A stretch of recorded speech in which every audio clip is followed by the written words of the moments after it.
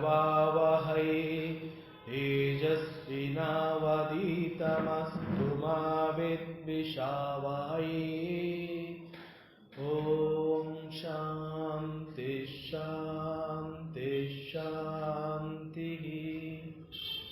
Shrikrishna servo ನಿನ್ನ ಸೇವೆಯಾಗಲಿ ಸ್ವಾಮಿ.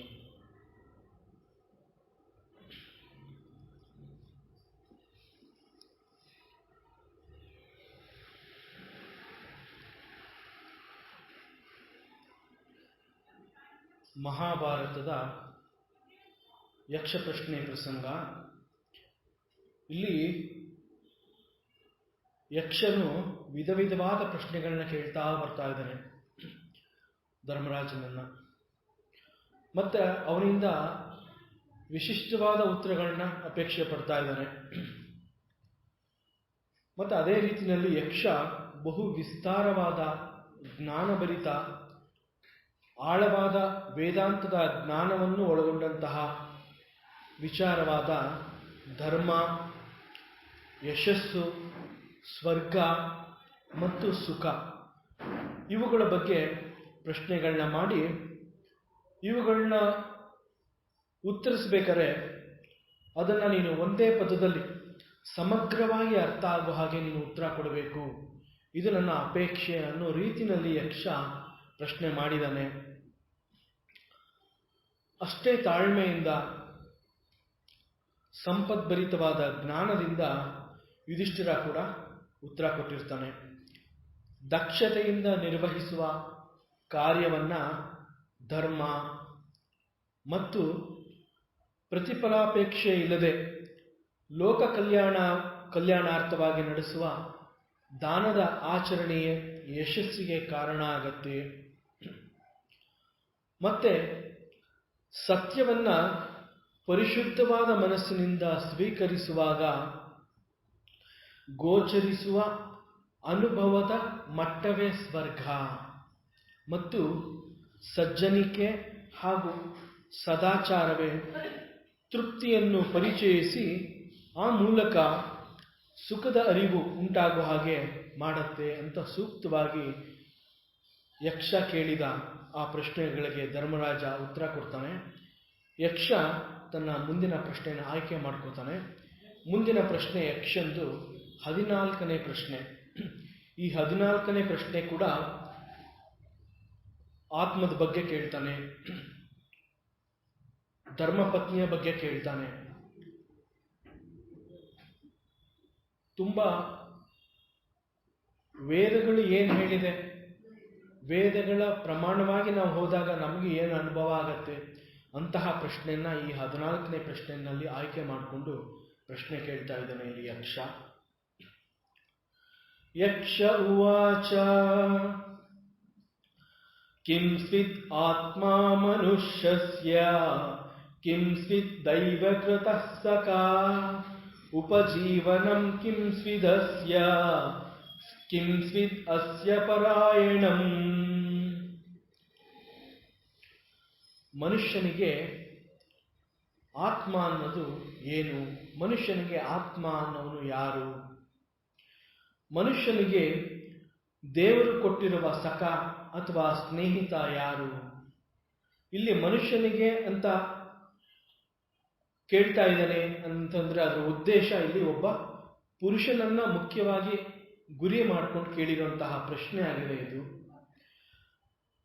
ಅಂತಹ ಪುರುಷನ ಜೀವನೋಪಾಯ ಹೇಗಿರುತ್ತೆ, ಅಥವಾ ಅವನು ತನ್ನ ಜೀವನಕ್ಕೆ ಯಾವುದರ ಮೇಲೆ ಅವಲಂಬಿತನಾಗಿದ್ದಾನೆ, ಮತ್ತು ಕೊನೆಯದಾಗಿ ಕಿಂಸ್ವಿದಸ್ಯ ಪರಾಯಣಂ, ಅವನ ಮುಖ್ಯವಾದ ಪರಾಯಣ ಅಂತಂದ್ರೆ ಆಶ್ರಯ, ಅವನ ಮುಖ್ಯವಾದ ಆಶ್ರಯ ಯಾವುದು? ಯಾವ ಕರ್ತವ್ಯದಿಂದ, ಯಾವ ಕಾರ್ಯಗಳಿಂದ, ಯಾವ ಕರ್ಮ ಮಾಡಿರೋದ್ರಿಂದ ಅವನಿಗೆ ಈ ಆಶ್ರಯ ಅನ್ನೋದು ದೊರಕತ್ತೆ?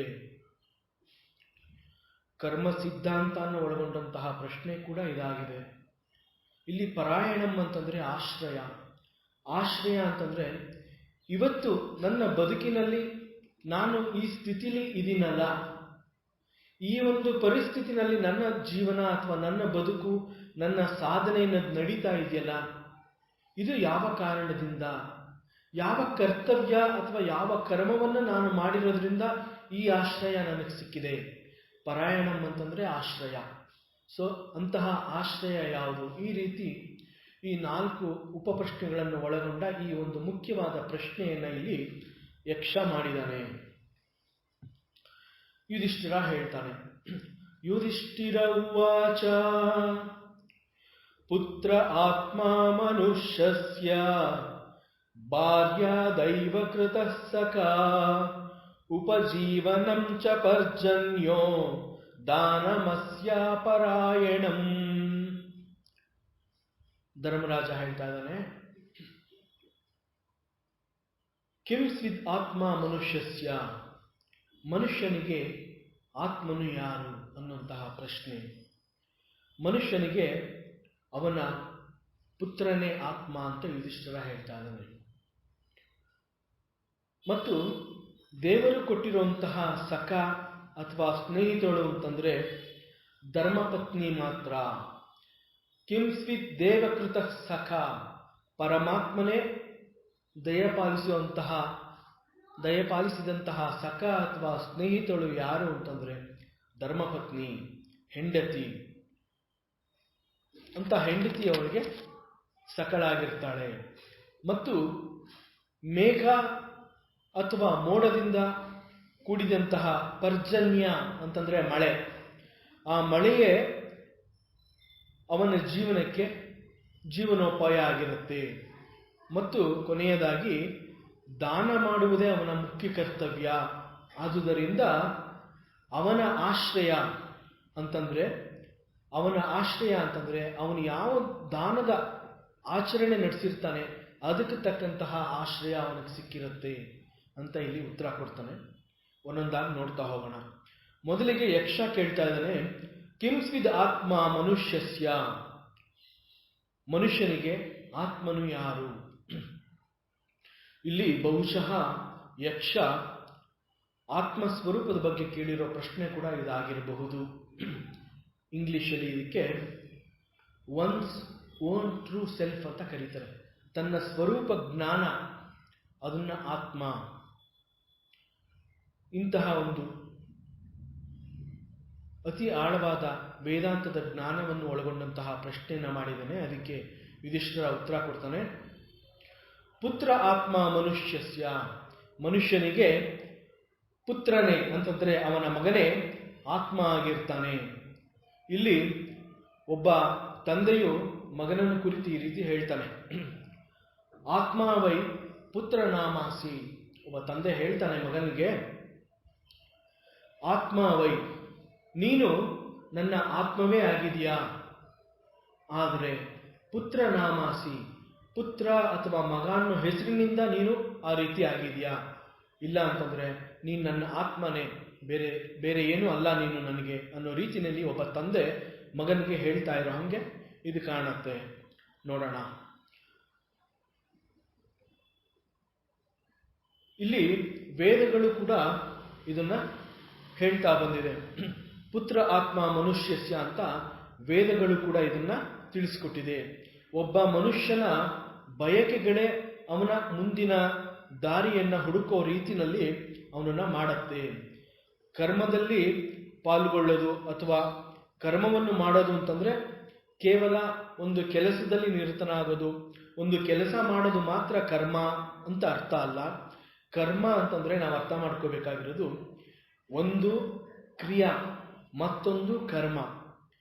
ಆದ್ರಿಂದ ಇಲ್ಲಿ ಕ್ರಿಯಾ ಅಂತಂದ್ರೇನು, ಹಾಗಾದ್ರೆ ಕರ್ಮ ಅಂತಂದ್ರೇನು? ಕರ್ಮ ಅಂತಂದ್ರೆ ಇವೆರಡೂ ಸೇರಿರುವಂತಹದ್ದು, ಕ್ರಿಯಾ ಮತ್ತು ಕರ್ಮ. ಹಾಗಾದ್ರೆ ಕ್ರಿಯಾ ಅಂತಂದ್ರೆ ಯಾವುದು, ಕರ್ಮ ಅಂತಂದ್ರೆ ಯಾವುದು? ಕ್ರಿಯಾ ಅಂತಂದ್ರೆ ಯಾವ ಒಂದು ಸೂಚನೆಯೂ ಇಲ್ಲದೆ, ಯಾವ ಒಂದು ಪ್ರೇರಣೆಯೂ ಇಲ್ಲದೆ ಸಹಜವಾಗಿ ನಡೆಯುವಂತಹ ಒಂದು ಕರ್ಮ. ಉದಾಹರಣೆಗೆ, ಮನುಷ್ಯ ಬದುಕೋದಕ್ಕೆ ಮುಖ್ಯವಾಗಿ ಅವನ ಉಸಿರಾಟ ಮಾಡೋದನ್ನ ಒಬ್ಬ ವ್ಯಕ್ತಿ ಸದಾ ನಾನು ನೆನಪಿಗೆ ತಂದ್ಕೋಬೇಕು, ನಾನು ಜ್ಞಾಪಿಸ್ಕೋಬೇಕು.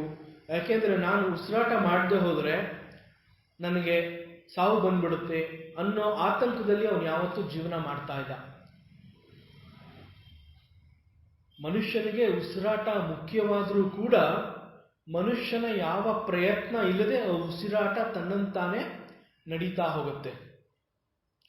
ಪರಮಾತ್ಮನ ಅದ್ಭುತ ಸೃಷ್ಟಿಯಲ್ಲಿ ಪ್ರತಿ ಜೀವಿಯು ತನ್ನ ಅರಿವಿಗೆ ಬರದಂತೆ, ತನಗೆ ಅರಿವಿಲ್ಲದಂತೆ ಅವನ ದೇಹವು ತನ್ನಂತಾನೆ ಯಾರ ಮೇಲೂ ಅವಲಂಬಿತನಾಗದೆ ಅಥವಾ ಯಾವ ಒಂದು ಪ್ರೇರಣೆಯೂ ಇಲ್ಲದೆ ಉಸಿರಾಟದ ಕ್ರಿಯೆಯನ್ನು ಸರಾಗವಾಗಿ ನಡೆಯುವಂತೆ ಪರಮಾತ್ಮ ಈ ದೇಹದ ರಚನೆ, ಈ ದೇಹದ ಸೃಷ್ಟಿ ಮಾಡಿದ್ದಾನೆ. ಅದೇ ರೀತಿಯಲ್ಲಿ ನಾವು ಆಹಾರ ಸೇವಿಸ್ತೀವಿ. ಆಹಾರ ಸೇವಿಸೋದಕ್ಕೆ ಮುಂಚೆ ನಮ್ಮ ಎದುರುಗಡೆ ತಟ್ಟಲಿರೋ ಆಹಾರಗಳನ್ನ ನಾವು ನೋಡ್ತೀವಿ.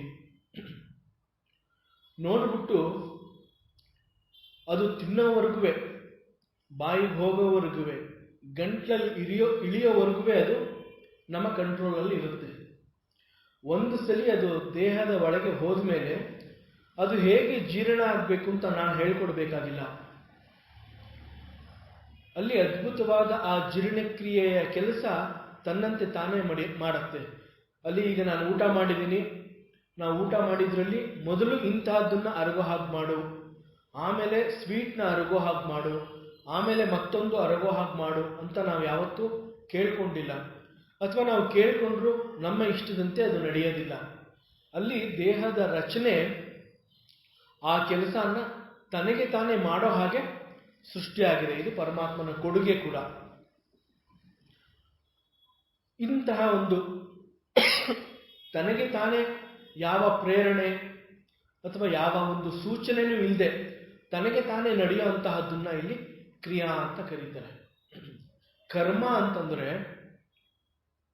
ನಾವು ಮನಸ್ಸಿಟ್ಟು ಆಸೆ ಪಟ್ಟು ಇದು ಆಗಬೇಕು ಅಂತ ನಾವು ನಿರ್ಧಾರ ಮಾಡಿಕೊಂಡು ಮಾಡೋ ಅಂತಹದ್ದನ್ನ ಇಲ್ಲಿ ಕರ್ಮ ಅಂತ ಕರೀತಾರೆ. ಒಂದು ಕರ್ಮ ಜರುಗಬೇಕಾದ್ರೆ ಅಂತಹ ಒಂದು ಬಯಕೆ ಪೂರ್ವವಾಗಿ ನಮ್ಮ ಮನಸ್ಸಿನಲ್ಲಿ ಹುಟ್ಟಿ ಬರಬೇಕು. ನಾವು ಹೇಳ್ತೀವಿ ಸಡನ್ ಆಗಿ ಈ ಕೆಲಸ ಮಾಡಿಬಿಟ್ಟೆ ಅಂತ, ನಾವು ಆಡು ಭಾಷೆನಲ್ಲಿ ಹೇಳ್ತೀವಿ, ಆ ತಕ್ಷಣದಲ್ಲಿ ತೋಚ್ತು ನಾನು ಮಾಡಿಬಿಟ್ಟೆ ಅಂತ ಹೇಳ್ತೀವಿ.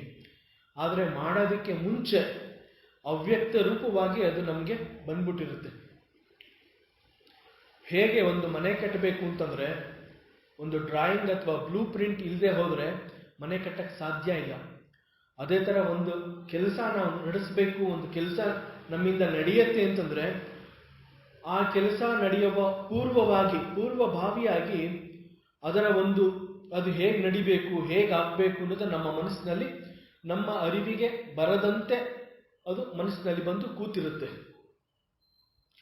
ಮನಸ್ಸಿನಲ್ಲಿ ಬಯಕೆಯನ್ನು ಹೆಸರಿನಿಂದ ಅದು ಹುಟ್ಟಿ ನಂತರ ಒಂದು ಸ್ಪಷ್ಟವಾದ ರೂಪ ತಗೊಳ್ಳುತ್ತೆ. ಅದರ ಪರಿಣಾಮ ಏನೇ ಇರ್ಬೋದು, ಆ ಕೆಲಸ ಮಾಡೋದ್ರಿಂದ ಅದು ನಮಗೆ ಅನುಕೂಲ ಆಗಬಹುದು ಅಥವಾ ಅನಾನುಕೂಲ ಆಗಬಹುದು. ಆದರೆ ಒಂದು ಆ ಕೆಲಸ ನಾವು ಮಾಡಬೇಕು ಅನ್ನೋದು ನನ್ನ ಮನಸ್ಸಿಗೆ ಬಂದಾಗ ಅಲ್ಲಿ ಆ ಕೆಲಸ ಮಾಡೋದಕ್ಕೆ ಮುಂಚೆ ಮನಸ್ಸಿನಲ್ಲಿ ಅದು ಹುಟ್ಟಿ ಆಮೇಲೆ ಒಂದು ಸ್ಪಷ್ಟವಾದ ಒಂದು ಚಿತ್ರಣ ತಗೊಳುತ್ತೆ. ಆದರೆ ಅದು ಹೀಗೆ ನಡಿಬೇಕು ಅನ್ನೋ ಬಯಕೆ ಮೊದಲು ಮನಸ್ಸಿನಲ್ಲಿ ಹುಟ್ಟುತ್ತೆ. ನಾನು ಮಾಡುವಂತಹ ಕೆಲಸ ಹೀಗಾಗಬೇಕು, ಈ ರೀತಿ ನಡಿಬೇಕು, ನಾನು ಇಂಥ ಕೆಲಸ ಮಾಡಬೇಕು ಅನ್ನೋ ಒಂದು ಸ್ಪಷ್ಟ ಕಲ್ಪನೆ ಮನಸ್ಸಿನಲ್ಲಿ ಹುಟ್ಟಿದ ತಕ್ಷಣ ಅದು ತನಗೆ ತಾನೇ ಬಂದ್ಬಿಟ್ಟಿರುತ್ತೆ. ನಂತರ ಸೂಕ್ತ ಸಮಯದಲ್ಲಿ ಅದು ತನ್ನ ಸ್ವರೂಪವನ್ನ ಹೊರಹಾಕತ್ತೆ. ನಂತರ ಬಯಕೆಯನ್ನು ಪೂರೈಸಿಕೊಳ್ಳುವಂತಹ ಒಂದು ಕರ್ಮ ನಡಿಬೇಕಾದ್ರೆ ಅದಕ್ಕೆ ತಕ್ಕಂತಹ ಒಂದು ವಾತಾವರಣ ಕೂಡ ಸೃಷ್ಟಿಯಾಗುತ್ತೆ. ನಾವಿವತ್ತಿಗೂ ಮನೆಯಲ್ಲಿ ಮಕ್ಕಳುಗಳಿಗೆ ಹೇಳ್ತೀವಿ, ನೀನು ಓದಕ್ಕೆ ಶುರು ಮಾಡು, ಇನ್ನು ಮಿಕ್ಕಿದ್ದೆಲ್ಲ ತಾನಾಗೆ ಆಗತ್ತೆ. ಅಥವಾ ನೀನು ಯಾವುದೇ ಒಂದು ಆಟ ಆಡಿದ್ರೆ ನೀನು ಪ್ರಾಕ್ಟೀಸ್ಗೆ ಹೋಗು, ಮುಂದೆ ಅದು ತಾನಾಗೆ ಆಗತ್ತೆ. ಆ ತಾನಾಗೆ ಆಗತ್ತೆ ಅಂತಂದ್ರೆ ಏನು ಅಂತಂದ್ರೆ, ನಾವು ಒಂದು ಕರ್ಮದಲ್ಲಿ ಪಾಲ್ಗೊಂಡಾಗ ನಮ್ಮ ಅಪೇಕ್ಷೆ ಏನಿರುತ್ತೆ, ನಮ್ಮ ಬಯಕೆ ಏನಿರುತ್ತೆ, ನಾವೇನು ಮಾಡ್ತಾ ಇದ್ದೀವಿ, ಆ ಕೆಲಸನ ಸರಾಗವಾಗಿ ಮಾಡ್ಕೊಂಡು ಹೋಗುವಂತಹ ಒಂದು ವಾತಾವರಣ ಅಲ್ಲಿ ಸೃಷ್ಟಿಯಾಗತ್ತೆ. ವಾತಾವರಣ ಅಂತಂದ್ರೆ ಏನು? ವಾತಾವರಣ ಅಂತಂದ್ರೆ ಈ ಸೃಷ್ಟಿನಲ್ಲಿ ಒಂದು ಕೆಲಸ ನಡಿಬೇಕಾದ್ರೆ ವಾತ ಅಂತಂದರೆ ವಾಯು, ಆವರಣ. ಈ ವಾಯು ಅನ್ನೋದು ಒಂದು ಶಕ್ತಿ ಅಂತ ನಾವಿಲ್ಲಿ ನೋಡಬೇಕಾಗುತ್ತೆ. ಒಂದು ಕೆಲಸ ನಡಿಬೇಕಾದ್ರೆ, ಅದು ಸಂಪೂರ್ಣವಾಗಿ ಜರುಗಬೇಕಾದ್ರೆ ಅದು ಕೇವಲ ನನ್ನೊಬ್ಬನಿಂದ ಆಗೋದಿಲ್ಲ. ಅಲ್ಲಿ ನಡಿಬೇಕಾದ್ರೆ ಅನೇಕ ಜನಗಳ ಒಂದು ಪರೋಕ್ಷವಾಗಿ ಅಥವಾ ಪ್ರತ್ಯಕ್ಷವಾಗಿ ತಾನಾಗೆ ಕೂಡ್ತಾ ಬರುತ್ತೆ. ಅದು ಏನೇ ಕೆಲಸ ಇರಬಹುದು, ಮನಸ್ಸಿನಲ್ಲಿ ನಾವು ಅದನ್ನು ಹಾಕೊಂಡ ತಕ್ಷಣ ಆ ಕೆಲಸನ ನಡೆಸುವಂತಹ ಒಂದು ಕರ್ಮ ಅಲ್ಲಿ ನಡಿಬೇಕಾದ್ರೆ ಆ ವಾತಾವರಣ ಕೂಡ ಅದು ಅನುಕೂಲ ಮಾಡಿಕೊಡ್ತಾ ಹೋಗುತ್ತೆ. ಅದಕ್ಕೆ ನಾವು ಫಸ್ಟ್ ಏನು ಮಾಡಬೇಕು ಅಂತಂದರೆ, ನಮ್ಮ ಪ್ರಯತ್ನ ನಾವು ಮಾಡೋಕ್ಕೆ ಶುರು ಮಾಡಬೇಕು. ಆಮೇಲೆ ದಾರಿಗಳು ತಾನಾಗಿ ಓಪನ್ ಆಗ್ತಾ ಬರುತ್ತೆ. ಅಂದರೆ ನಾವು ಮಾಡೋ ಕೆಲಸ ಅದು ಎಷ್ಟರ ಮಟ್ಟಿಗೆ ನಮ್ಗೆ ಅನುಕೂಲ ಆಗುತ್ತೆ, ಅಥವಾ ನಾವು ಮಾಡ್ತಾ ಇರೋ ಕೆಲಸ ಒಳ್ಳೆಯದಾ ಕೆಟ್ಟದಾ ಅದು ನಮ್ಗೆ ಗೊತ್ತಿಲ್ಲ. ಪರಿಣಾಮ ಏನೇ ಆಗ್ಬೋದು. ನಾವು ಮಾಡೋಕ್ಕೆ ಶುರು ಮಾಡಿದಾಗ ಅದು ಮುಂದುವರಿಸ್ಕೊಂಡು ಹೋಗೋದಕ್ಕೆ ಅಲ್ಲಿ ಸೃಷ್ಟಿನೇ ಅಂತಹ ಒಂದು ವಾತಾವರಣ ಅಥವಾ ಅನುಕೂಲಕರ ಪರಿಸ್ಥಿತಿನ ಅದು ನಿರ್ಮಾಣ ಮಾಡ್ತಾ ಹೋಗುತ್ತೆ.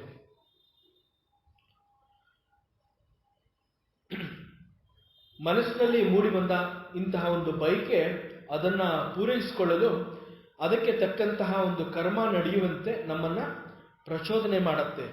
ಅದರಂತೆ ಇಲ್ಲಿ ಮನುಷ್ಯನ ಬಯಕೆ ಅಥವಾ ಆಸೆಗಳೇ ಮುಂದೆ ಅವನ ಮಗನಾಗಿ ಬರ್ತಾನೆ ಅಂತ ವೇದ ಹೇಳುತ್ತೆ. ಇದು ಸ್ವಲ್ಪ ಅರ್ಥ ಆಗೋದು ಕಷ್ಟ ಆಗ್ಬೋದು, ಆದರೆ ಈ ಉತ್ತರ ಹೇಳ್ತಾ ಹೇಳ್ತಾ ಕೊನೆಯ 2-3 ಸೆಂಟೆನ್ಸ್ನಲ್ಲಿ ಇದು ಸಂಪೂರ್ಣವಾಗಿ ಅರ್ಥ ಆಗುತ್ತೆ. ಈ ರೀತಿಯಲ್ಲಿ ವೇದಗಳು ಕೂಡ ಅದನ್ನೇ ಹೇಳ್ತಾ ಇದೆ. ಆತ್ಮ ವೈ ಪುತ್ರನಾಮಾಸಿ ಅಥವಾ ಆತ್ಮ ಪುತ್ರ ಉತ್ಪನ್ನ. ಭಾಗವತದಲ್ಲಿ ದಶಮಸ್ಕಂದದ 78ನೇ ಅಧ್ಯಾಯದಲ್ಲಿ ಬಲರಾಮನ ತೀರ್ಥಯಾತ್ರೆ ಪ್ರಸಂಗ ಬರುತ್ತೆ. ಆ ಕಥೆಯಲ್ಲಿ ಅಥವಾ ಆ ಪ್ರಸಂಗದಲ್ಲಿ ಈ ಒಂದು ಹೇಳಿಕೆ ಆತ್ಮ ವೈ ಪುತ್ರನಾಮಾಸಿ ಅಥವಾ ಆತ್ಮ ಪುತ್ರ ಉತ್ಪನ್ನ ಅಂತ ಇಲ್ಲಿ ವೇದಗಳು ಏನು ತಿಳಿಸಿದೆ, ಆ ಸತ್ಯದ ಬಗ್ಗೆ ಒಂದು ಸನ್ನಿವೇಶ ಕೂಡ ಅಲ್ಲಿ ನಡೆಯುತ್ತೆ. ಒಮ್ಮೆ ಬಲರಾಮ ತೀರ್ಥಯಾತ್ರೆಗೆ ಹೊರಡುವಂತಹ ಒಂದು ಸಂದರ್ಭ ಬರುತ್ತೆ. ಮಹಾಭಾರತದ ಯುದ್ಧ ನಿಶ್ಚಯ ಆಗುತ್ತೆ. ಯಾವ ಸಂಧಾನಗಳು ಫಲ ಕೊಡಲಿಲ್ಲ. ಕೃಷ್ಣನ ಸಂಧಾನ ಕೂಡ ಅಲ್ಲಿ ನಡೀಲಿಲ್ಲ.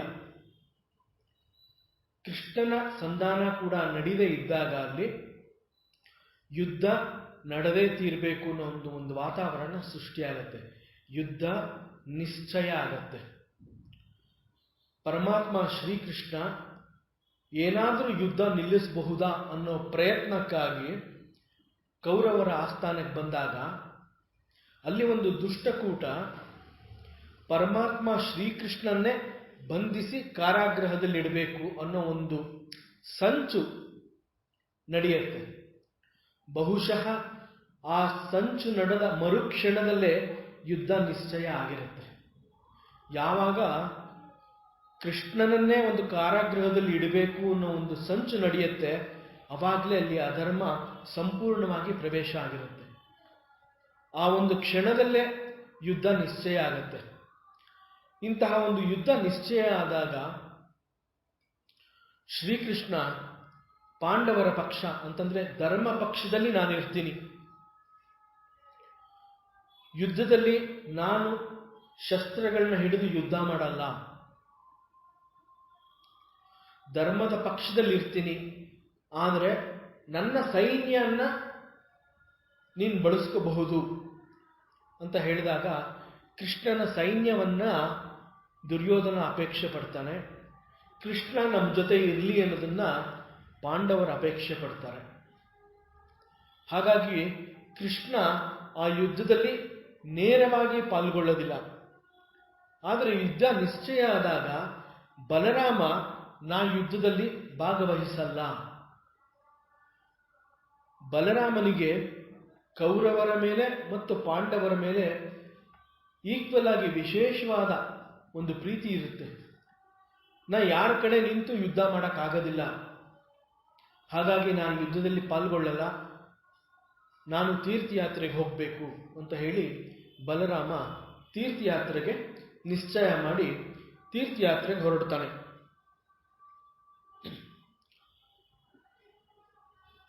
ಈ ರೀತಿ ತೀರ್ಥಯಾತ್ರೆಗೆ ಹೊರಟ ಬಲರಾಮ ಅನೇಕ ಪುಣ್ಯಕ್ಷೇತ್ರಗಳನ್ನ, ತೀರ್ಥಕ್ಷೇತ್ರಗಳನ್ನ ಅಲ್ಲೆಲ್ಲ ಹೋಗಿ ಭೇಟಿ ಕೊಟ್ಟು ದೇವತೆಗಳಿಗೆ, ಋಷಿಗಳಿಗೆ, ಮನುಷ್ಯರಿಗೆ ವಿಧಿಪೂರ್ವಕವಾಗಿ ಆ ಒಂದು ಪುಣ್ಯಕ್ಷೇತ್ರಗಳಲ್ಲಿ ತರ್ಪಣ ಕಾರ್ಯಗಳನ್ನ ನೆರವೇರಿಸಿ ಮುಂದೆ ನೈಮಿಷ ಅನ್ನೋ ಒಂದು ಕ್ಷೇತ್ರಕ್ಕೆ ಬರ್ತಾನೆ. ಅಲ್ಲಿ ಆ ನೈಮಿಷ ಕ್ಷೇತ್ರದಲ್ಲಿ ಅನೇಕ ಮಹರ್ಷಿಗಳು ಸೇರಿ ಒಂದು ಬಹುದೊಡ್ಡ ಸತ್ರಯಾಗನ ನಡೆಸ್ತಾ ಇರ್ತಾರೆ.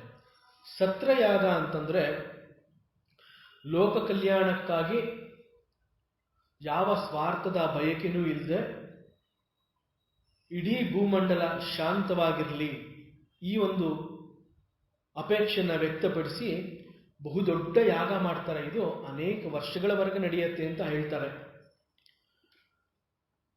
ಬಲರಾಮ ಬಂದ ಸಂದರ್ಭದಲ್ಲಿ ಆ ನೈಮಿಷ ಕ್ಷೇತ್ರದಲ್ಲಿ ಇಂತಹ ಒಂದು ಸತ್ರಯಾಗ ನಡೀತಾ ಇರುತ್ತೆ. ಅಲ್ಲಿಗೆ ಆಕಸ್ಮಿಕವಾಗಿ ಯಾವ ಒಂದು ಮುನ್ಸೂಚನೆ ಇಲ್ಲ, ಬಲರಾಮ ಇಲ್ಲಿ ಬರ್ತಾ ಇದ್ದಾನೆ ಅಂತ ಆ ಋಷಿಗಳಿಗೆ, ಮಹರ್ಷಿಗಳಿಗೆ ಗೊತ್ತಿರೋದಿಲ್ಲ.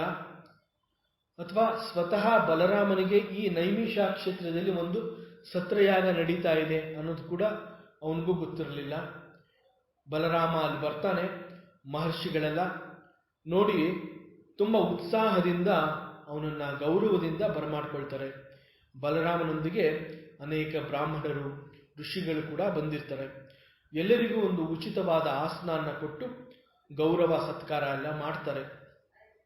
ಆ ನೈಮಿಷ ಕ್ಷೇತ್ರದಲ್ಲಿ ನಡೆಯುತ್ತಿದ್ದ ಆ ಒಂದು ಸತ್ರಯಾಗದಲ್ಲಿ ಭಾಗವಹಿಸಿದ್ದ ಅನೇಕ ದೊಡ್ಡ ದೊಡ್ಡ ಋಷಿಗಳು, ಬ್ರಾಹ್ಮಣರು, ಜ್ಞಾನಿಗಳು, ಸಂತರು ಎಲ್ಲರೂ ಆ ಬಲರಾಮನನ್ನ ನೋಡಿದ ತಕ್ಷಣ ತಮ್ಮ ಆಸನಗಳಿಂದ ಎದ್ದು ಬಂದು ತುಂಬ ಗೌರವದಿಂದ, ಪೂಜ್ಯತೆಯಿಂದ ಬಲರಾಮನ್ನ ಸತ್ಕರಿಸ್ತಾರೆ, ನಮಸ್ಕಾರ ಮಾಡ್ತಾರೆ. ಅಲ್ಲಿದ್ದ ಅನೇಕ ಜ್ಞಾನಿಗಳಿಗೆ, ಸಂತರಿಗೆ, ಋಷಿ ಶ್ರೇಷ್ಠರಿಗೆ ಇವನು ಶ್ರೀಮನ್ನಾರಾಯಣನ ಸೇವೆ ಮಾಡ್ತಾ ಇರುವಂತಹ ಆದಿಶೇಷ ಅನ್ನೋದು ಗೊತ್ತಿರುತ್ತೆ. ಒಂದು ಉನ್ನತ ಕಾರ್ಯ, ಒಂದು ಲೋಕೋದ್ಧಾರ, ಒಂದು ಲೋಕ ಉದ್ಧಾರ ಆಗುವಂತಹ ಒಂದು ಕೆಲಸ ನಡಿಬೇಕಾಗಿರುತ್ತೆ. ಅದಕ್ಕೋಸ್ಕರ ಬಲರಾಮ ಇಲ್ಲಿ ಬಂದಿದ್ದಾನೆ ಅನ್ನೋದು ಕೂಡ ಅವರು ಊಹಿಸ್ಕೋತಾರೆ. ಸೊ ಎಲ್ಲರೂ ಸೇರಿ ಬಲರಾಮನ ಅತಿ ಭಕ್ತಿಯಿಂದ ಗೌರವಿಸಿ ಅವನನ್ನ ಒಳಗಡೆ ಕರ್ಕೋತಾರೆ. ಅಂತಹ ಅನೇಕ ಋಷಿಗಳ ಮಧ್ಯದಲ್ಲಿ ಒಬ್ಬ ಭಗವಾನ್ ಶ್ರೀ ವೇದವ್ಯಾಸರ ಅತಿ ಅಚ್ಚುಮೆಚ್ಚಿನ ಶಿಷ್ಯ ಅಂತ ಒಬ್ಬ ಇರ್ತಾನೆ. ಅವನ ಹೆಸರು ರೋಮಹರ್ಷಣ ಅಂತ. ಈ ರೋಮಹರ್ಷಣ ಭಗವಂತ ವ್ಯಾಸರ ಬಳಿ ವೇದಾಧ್ಯಯನ ಮಾಡಿರ್ತಾನೆ. ಅಂತಹ ರೋಮಹರ್ಷಣ ಆ ಸತ್ರಯಾಗದಲ್ಲಿ ಒಂದು ಶ್ರೇಷ್ಠವಾದ ಆಸನದಲ್ಲಿ ಕುಳಿತುಕೊಂಡಿರ್ತಾನೆ. ಅವನು ಮಾತ್ರ ಬಲರಾಮ ಬಂದಾಗ ಅವನನ್ನ ನೋಡಿದ್ರೂ ಕೂಡ ಎದ್ದು ನಿಂತ್ಕೊಳ್ಳಿಲ್ಲ ಅಥವಾ ಪ್ರತಿ ನಮಸ್ಕಾರ ಮಾಡಲಿಲ್ಲ. ಅವನ ಪಾಡಿಗೆ ಅವನು ಒಂದು ರೀತಿ ಅಲಕ್ಷ್ಯನಾಗಿ ಅವನು ಕುಳಿತ ಆಸನದಲ್ಲೇ ಆರಾಮ ಕುಳಿತಿರ್ತಾನೆ. ಈ ರೋಮಹರ್ಷಣ ಅನ್ನೋನು ಅವನಿಗೆ ಒಬ್ಬ ಬ್ರಾಹ್ಮಣ ತಂದೆ ಆಗಿರ್ತಾನೆ. ಆದರೆ ಬೇರೊಂದು ಕುಲದ ಸ್ತ್ರೀ ಅವನಿಗೆ ತಾಯಿ ಆಗಿರ್ತಾಳೆ. ಹಾಗಾಗಿ ಇವನು ಸೂತ ಕುಲದಲ್ಲಿ ಹುಟ್ಟಿದಾನೆ, ಇವನಿಗೆ ಪೂರ್ಣ ಸಂಸ್ಕಾರ ಇಲ್ಲ ಅಂತ ಹೇಳ್ತಾನೆ. ಹೀಗಿದ್ರೂ ಕೂಡ ಅವನು ಭಗವಾನ್ ವೇದವ್ಯಾಸರ ಬಳಿ ಶಿಷ್ಯವೃತ್ತಿ ಮಾಡಿಕೊಂಡು ಅನೇಕ ವೇದಾಧ್ಯಯನ ಮಾಡಿ ಎಲ್ಲ ವಿಚಾರಗಳನ್ನ ತಿಳ್ಕೊಂಡಿರ್ತಾನೆ. ಅವನನ್ನ ವ್ಯಾಸ ಶಿಷ್ಯ ಅಂತಾನೆ ಗುರುತಿಸಿರ್ತಾರೆ. ಅಂತಹ ರೋಮಹರ್ಷಣ ಅಲ್ಲಿ ಅನೇಕ ಬ್ರಹ್ಮರ್ಷಿಗಳ ಮಧ್ಯದಲ್ಲಿ ಪ್ರಮುಖವಾದ ಆಸನದಲ್ಲಿ ಅತಿ ಹೆಮ್ಮೆಯಿಂದ ಕೂತಿರ್ತಾನೆ. ಅತಿ ಹೆಮ್ಮೆಯಿಂದ ಕುಳಿತಿರುವಂತಹ ಆ ರೋಮಹರ್ಷಣನನ್ನ ಬಲರಾಮ ನೋಡ್ಬಿಟ್ಟು ಬಲರಾಮನಿಗೆ ಕೋಪ ಬರುತ್ತೆ. ಇಲ್ಲಿ ನಾನು ಬಂದಾಗ ಎಲ್ಲ ಋಷಿಗಳು, ಎಲ್ಲ ಜ್ಞಾನಿಗಳು, ಎಲ್ಲ ಸಂತರು ಎದ್ದು ಬಂದು ನನಗೆ ಒಳಗೆ ಕರ್ಕೊಂಬಂದು ಕೂಡಿಸಿದ್ರು, ನಾನು ನೋಡಿದ್ರು, ನಮಸ್ಕಾರ ಮಾಡಿದ್ರು, ಪ್ರತಿವಂದನೆ ಸ್ವೀಕರಿಸಿದ್ರು. ಆದರೆ ರೋಮಹರ್ಷಣ ಮಾತ್ರ ಅವನು ಜಾಗ ಬಿಟ್ಟು ಕದಲಿಲ್ಲ. ನಾನು ಬಂದಿದ್ದೀನಿ ಅಂತ ಗೊತ್ತಾದ್ರೂ ಎದ್ದು ನಿಂತ್ಕೊಳ್ಳಿಲ್ಲ, ನನ್ನ ಮುಖ ನೋಡಿ ನನಗೆ ಪ್ರತಿ ನಮಸ್ಕಾರ ಮಾಡಲಿಲ್ಲ ಅಂತ ಬಲರಾಮನಿಗೆ ಕೋಪ ಬರುತ್ತೆ. ಆ ಕೋಪದಿಂದ ಅಲ್ಲಿ ನೆರೆದಿರುವಂತಹ ಎಲ್ಲ ಋಷಿಗಳನ್ನ ನೋಡಿ ಬಲರಾಮ ಹೇಳ್ತಾನೆ, ಎಲೆ ಋಷಿ ಶ್ರೇಷ್ಠರೇ, ಇದೇನಿದು ಆಶ್ಚರ್ಯ, ಒಬ್ಬ ಸೂತ ಕುಲದವನಾದ ಇವನು ಈ ಬ್ರಾಹ್ಮಣ ಶ್ರೇಷ್ಠರ, ಮುನಿಶ್ರೇಷ್ಠರ, ಸಂತಶ್ರೇಷ್ಠರ ಮಧ್ಯದಲ್ಲಿ ಹೇಗೆ ತಾನೇ ಬಂದು ಸೇರ್ಕೊಂಡಿದ್ದಾನೆ? ಅದು ಅಲ್ಲದೆ ಇವನು ನಿಮ್ಮೆಲ್ಲರಿಗಿಂತ ಅತಿ ಹೆಚ್ಚಿನ ಉನ್ನತವಾದ ಆಸನದಲ್ಲಿ ಕೂತ್ಕೊಂಡಿದ್ದಾನೆ. ಧರ್ಮರಕ್ಷಕರಾದ ನಮ್ಮನ್ನು ನಿರ್ಲಕ್ಷಿಸಿ ನಮಗಿಂತಲೂ ಉತ್ತಮವಾದ ಆಸನದಲ್ಲಿ ಕೂತ್ಕೊಂಡಿದ್ದಾನೆ. ಅಧರ್ಮ ಬುದ್ಧಿ ತೋರಿಸ್ತಾ ಇದ್ದಾನೆ. ಇಂತಹವನಿಗೆ ಮರಣ ಶಿಕ್ಷೆ ಕೊಡಬೇಕು. ಭಗವಂತ ಸ್ವರೂಪಿಯಾದ ವ್ಯಾಸನ ಬಳಿ ಇವನು ಶಿಷ್ಯನಾಗಿದ್ದು ಇತಿಹಾಸ, ಪುರಾಣ, ವೇದ ಇವುಗಳನ್ನೆಲ್ಲ ಓದಿ ತಿಳ್ಕೊಂಡಿದ್ದರೂ ಕೂಡ ಸ್ವಲ್ಪವಾದರೂ ಒಂದು ಗೌರವ, ಮರ್ಯಾದೆ ಇದನ್ನು ತಿಳ್ಕೊಂಡೇ ಇಲ್ಲ ಇವನು. ದೊಡ್ಡವರಲ್ಲಿ ವಿನಯವನ್ನ, ಗೌರವವನ್ನು ಹೇಗೆ ಕೊಡಬೇಕು ಅನ್ನೋದೇ ಗೊತ್ತಿಲ್ಲ. ಇವನಿಗೆ ನಿಜವಾಗ್ಲೂ ವಿದ್ಯೆ ಅನ್ನೋದಿದ್ದರೆ ಆ ಒಂದು ವಿನಯ ಇವನ ಹತ್ರ ಇರ್ತಾ ಇತ್ತು. ಇವನಿಗೆ ಗರ್ವ ಜಾಸ್ತಿ. ಸೊ ಇಂತಹ ಅವನಿಗೆ ಬದುಕುವ ಯಾವ ಯೋಗ್ಯತೆಯೂ ಇಲ್ಲ. ಇವನು ಅಷ್ಟು ಶಾಸ್ತ್ರಗಳನ್ನು ಓದಿ ಏನು ಪ್ರಯೋಜನ, ಏನು ಫಲ? ಇವನ ವಿದ್ಯಾಭ್ಯಾಸ ಎಲ್ಲ ನಿಷ್ಪ್ರಯೋಜಕ. ಇಂತಹ ಅಹಂಕಾರಿಯನ್ನ ಉಳಿಯೋದಕ್ಕೆ ಬಿಡಬಾರದು ಅಂತ ಹೇಳಿ, ಧರ್ಮ ರಕ್ಷಣೆಗೋಸ್ಕರ ನಾವಿರುವಾಗ ಇಂತಹವ್ರನ್ನ ದಂಡಿಸದೆ ಬೇರೆ ಮಾರ್ಗನೇ ಇಲ್ಲ ಅಂತ ಏಕಾಏಕಿ ಬಲರಾಮ ಯಾರ ಒಂದು ಅನುಮತಿ ಅಥವಾ ಸಹಮತಿಯನ್ನ ಕಾಯದೆ ತನ್ನ ಕೈಯಲ್ಲಿದ್ದ ಒಂದು ದರ್ಬೆಗೆ ಶಕ್ತಿಯನ್ನ, ಅಂತಂದ್ರೆ ತನ್ನ ಮಂತ್ರಶಕ್ತಿಯಿಂದ ಒಂದು ಶಕ್ತಿಯನ್ನ ಸಾಕ್ಷಾತ್ಕಾರ ಮಾಡಿಕೊಂಡು ಆ ದರ್ಬೆಯಿಂದ ಆ ರೋಮಣ ಹರ್ಷನನ್ನ ಸಂಹರಿಸ್ಬಿಡ್ತಾನೆ. ಬಲರಾಮ ಆದ್ರೂ ದೈವ ಸ್ವರೂಪಿ, ದೈವಾಂಶ ಸಂಭೂತ, ಅವತಾರಿ ಮತ್ತು ಅತ್ಯಂತ ದಯಾ ಸ್ವಭಾವ ಉಳ್ಳವನು ಬಲರಾಮ. ಕೆಟ್ಟವರಲ್ಲಿಯೂ ಅವನು ಕೂಡ ಯಾವತ್ತೂ ಕೈ ಮಾಡಿದವನಲ್ಲ. ಹಾಗಿದ್ರೂ ಇಂತಹ ಅಚಾತುರ್ಯ ಹೇಗೆ ನಡೆಯಿತು? ಬಹುಶಃ ಇದು ದೈವ ಸಂಕಲ್ಪ, ಅದು ಬಿಟ್ಟು ಬೇರೆ ಇನ್ನೇನೂ ಇಲ್ಲ. ದೈವ ಸಂಕಲ್ಪವೇ ಹೊರತು ಈ ರೀತಿಯ ಒಂದು ಕಾರ್ಯ ನಡೆದಿದೆ ಅಂತಂದ್ರೆ ನಮ್ಗೆ ಅರ್ಥ ಆಗ್ತಾ ಇಲ್ಲ. ಈ ಕಾರಣದಿಂದ ಬಲರಾಮನಿಗೆ ಬಹುಶಃ ಕ್ರೂರ ಬುದ್ಧಿ ಹುಟ್ಟುಕೊಂಡಿದೆ ಅನ್ಸುತ್ತೆ. ಬಲರಾಮ ಮಾಡಿದ ಈ ಕಾರ್ಯವನ್ನ ನೋಡಿ ಅಲ್ಲಿದ್ದ ಮಹರ್ಷಿಗಳು ತುಂಬಾ ನೊಂದ್ಕೊಂಡು ಬಲರಾಮನ ಕುರಿತು ಹೇಳ್ತಾರೆ, ಹೇ ಪ್ರಭು, ಭಗವಾನ್ ಬಲರಾಮ ಎಂತಹ ಕೆಲಸ ನಡೆದು ಹೋಯಿತು, ಏನನ್ನೂ ವಿಚಾರಿಸದೆ ನೀನೇ ತೀರ್ಮಾನ ತಗೊಂಡು ದೊಡ್ಡ ಅನಾಹುತಾನ್ನೇ ಮಾಡಿಬಿಟ್ಟಿದ್ಯಾ ನೀನು. ನಿನ್ನೆಯಿಂದ ಒಂದು ಬಹು ದೊಡ್ಡ ತಪ್ಪು ನಡೆದಿದೆ. ನಾವೇ ಎಲ್ಲರೂ ಸೇರಿ ಇಷ್ಟಪಟ್ಟು ರೋಮಹರ್ಷನಿಗೆ ಈ ಸತ್ರಯಾಗದಲ್ಲಿ ಒಂದು ಬ್ರಹ್ಮಾಸನ ಕೊಟ್ಟಿದ್ವಿ. ಬ್ರಹ್ಮಾಸನ ಅಂತಂದ್ರೆ ಒಂದು ಪುರಾಣ, ಪುಣ್ಯಕತೆ, ಒಂದು ಯಾಗ, ಯಜ್ಞ, ಇಂತಹ ಒಂದು ಸಭೆ ನಡಿಬೇಕಾದ್ರೆ ಒಬ್ಬ ಬ್ರಾಹ್ಮಣ ಅಲ್ಲಿ ಕೂತ್ಕೊಂಡು ಅದು ಆ ಕಾರ್ಯ ಯಶಸ್ವಿಯಾಗಿ ನಡೆಯೋ ಹಾಗೆ ಮಾಡುವಂತಹ ಒಂದು ಆಸನ ಅದು. ಅಂತಹ ಆಸನದ ಮೇಲೆ ಕುಳಿತವನು ಯಾವ ಕಾರಣಕ್ಕೂ ಪ್ರತ್ಯುತ್ಥಾನ ಮಾಡುವ ಅವಶ್ಯಕತೆ ಇಲ್ಲ. ಪ್ರತ್ಯುತ್ಥಾನ ಅಂತಂದ್ರೆ ಅವನು ಎದ್ದು ನಿಂತ್ಕೊಂಡು ಪ್ರತಿ ನಮಸ್ಕಾರ ಮಾಡುವಂತಹದ್ದು ಯಾವುದೂ ಇಲ್ಲ. ಇದನ್ನ ಶಾಸ್ತ್ರನೇ ಒಪ್ಕೊಂಡಿದೆ. ಒಮ್ಮೆ ಇಂತಹ ಆಸನದ ಮೇಲೆ ಕುಳಿತುಕೊಂಡವನು ಮಧ್ಯದಲ್ಲಿ ಎದ್ದು ಬಂದರೆ ಆ ಬ್ರಹ್ಮಾಸನಕ್ಕೆ ಅವಮಾನ, ಅಗೌರವ ಸೂಚಿಸಿದಂತೆ ಆಗತ್ತೆ. ಆದ್ರಿಂದ ಬ್ರಹ್ಮಾಸನದ ಮೇಲೆ ಕುಳಿತಿರುವ ಒಬ್ಬ ಬ್ರಾಹ್ಮಣ ಅಲ್ಲಿ ಎಲ್ಲರಿಗಿಂತ ಶ್ರೇಷ್ಠ ಆಗಿರ್ತಾನೆ. ಈ ಕಾರಣದಿಂದ ಅವನು ಎದ್ದು ಬಂದು ನಿನಗೆ ಪ್ರತಿ ನಮಸ್ಕಾರ ಮಾಡಲಿಲ್ಲ. ಇದನ್ನ ನೀನು ಹಿಂದು ಮುಂದು ತಿಳಿಯದೆ, ಏನೊಂದು ಅರಿಯದೆ ಏಕಾಏಕಿ ನಿನ್ನ ನಿರ್ಧಾರ ತಗೊಂಡು ಅವನನ್ನ ಸಂಹರಿಸ್ಬಿಟ್ಟೆ. ನಡೆಯಬಾರದು ನಡೆದು ಹೋಯಿತು. ಅವನನ್ನ ಅನ್ಯಾಯವಾಗಿ ನೀನು ಸಾಯಿಸ್ಬಿಟ್ಟೆ. ಅವನು ಕೂಡ ತುಂಬಾ ಆಸೆ ಮತ್ತು ಬಯಕೆಗಳನ್ನ ವ್ಯಕ್ತಪಡಿಸಿ ಆಸಕ್ತಿ ಪಟ್ಟು ಈ ಆಸನನ್ನ ಅಲಂಕರಿಸಿದ್ದ. ಅವನು ತುಂಬಾ ಇಷ್ಟಪಟ್ಟಿದ್ದ. ಈ ಸತ್ರಿಯಾಗನ ನಾನೇ ಮುಂದೆ ನಿಂತು ನಡೆಸ್ಕೊಡ್ತೀನಿ ಅಂತ ಅವನು ತನ್ನ ಬಯಕೆಯನ್ನು ವ್ಯಕ್ತಪಡಿಸಿದ್ದ. ಈಗ ಏನು ಮಾಡೋದು? ಇಂತಹ ಒಂದು ನಡಿಬಾರದು ಘಟನೆ ನಡೆದು ಹೋಗಿದೆ. ಈ ಚಿಂತೆ ನಮ್ಮೆಲ್ಲರನ್ನೂ ಕಾಡ್ತಾ ಇದೆ.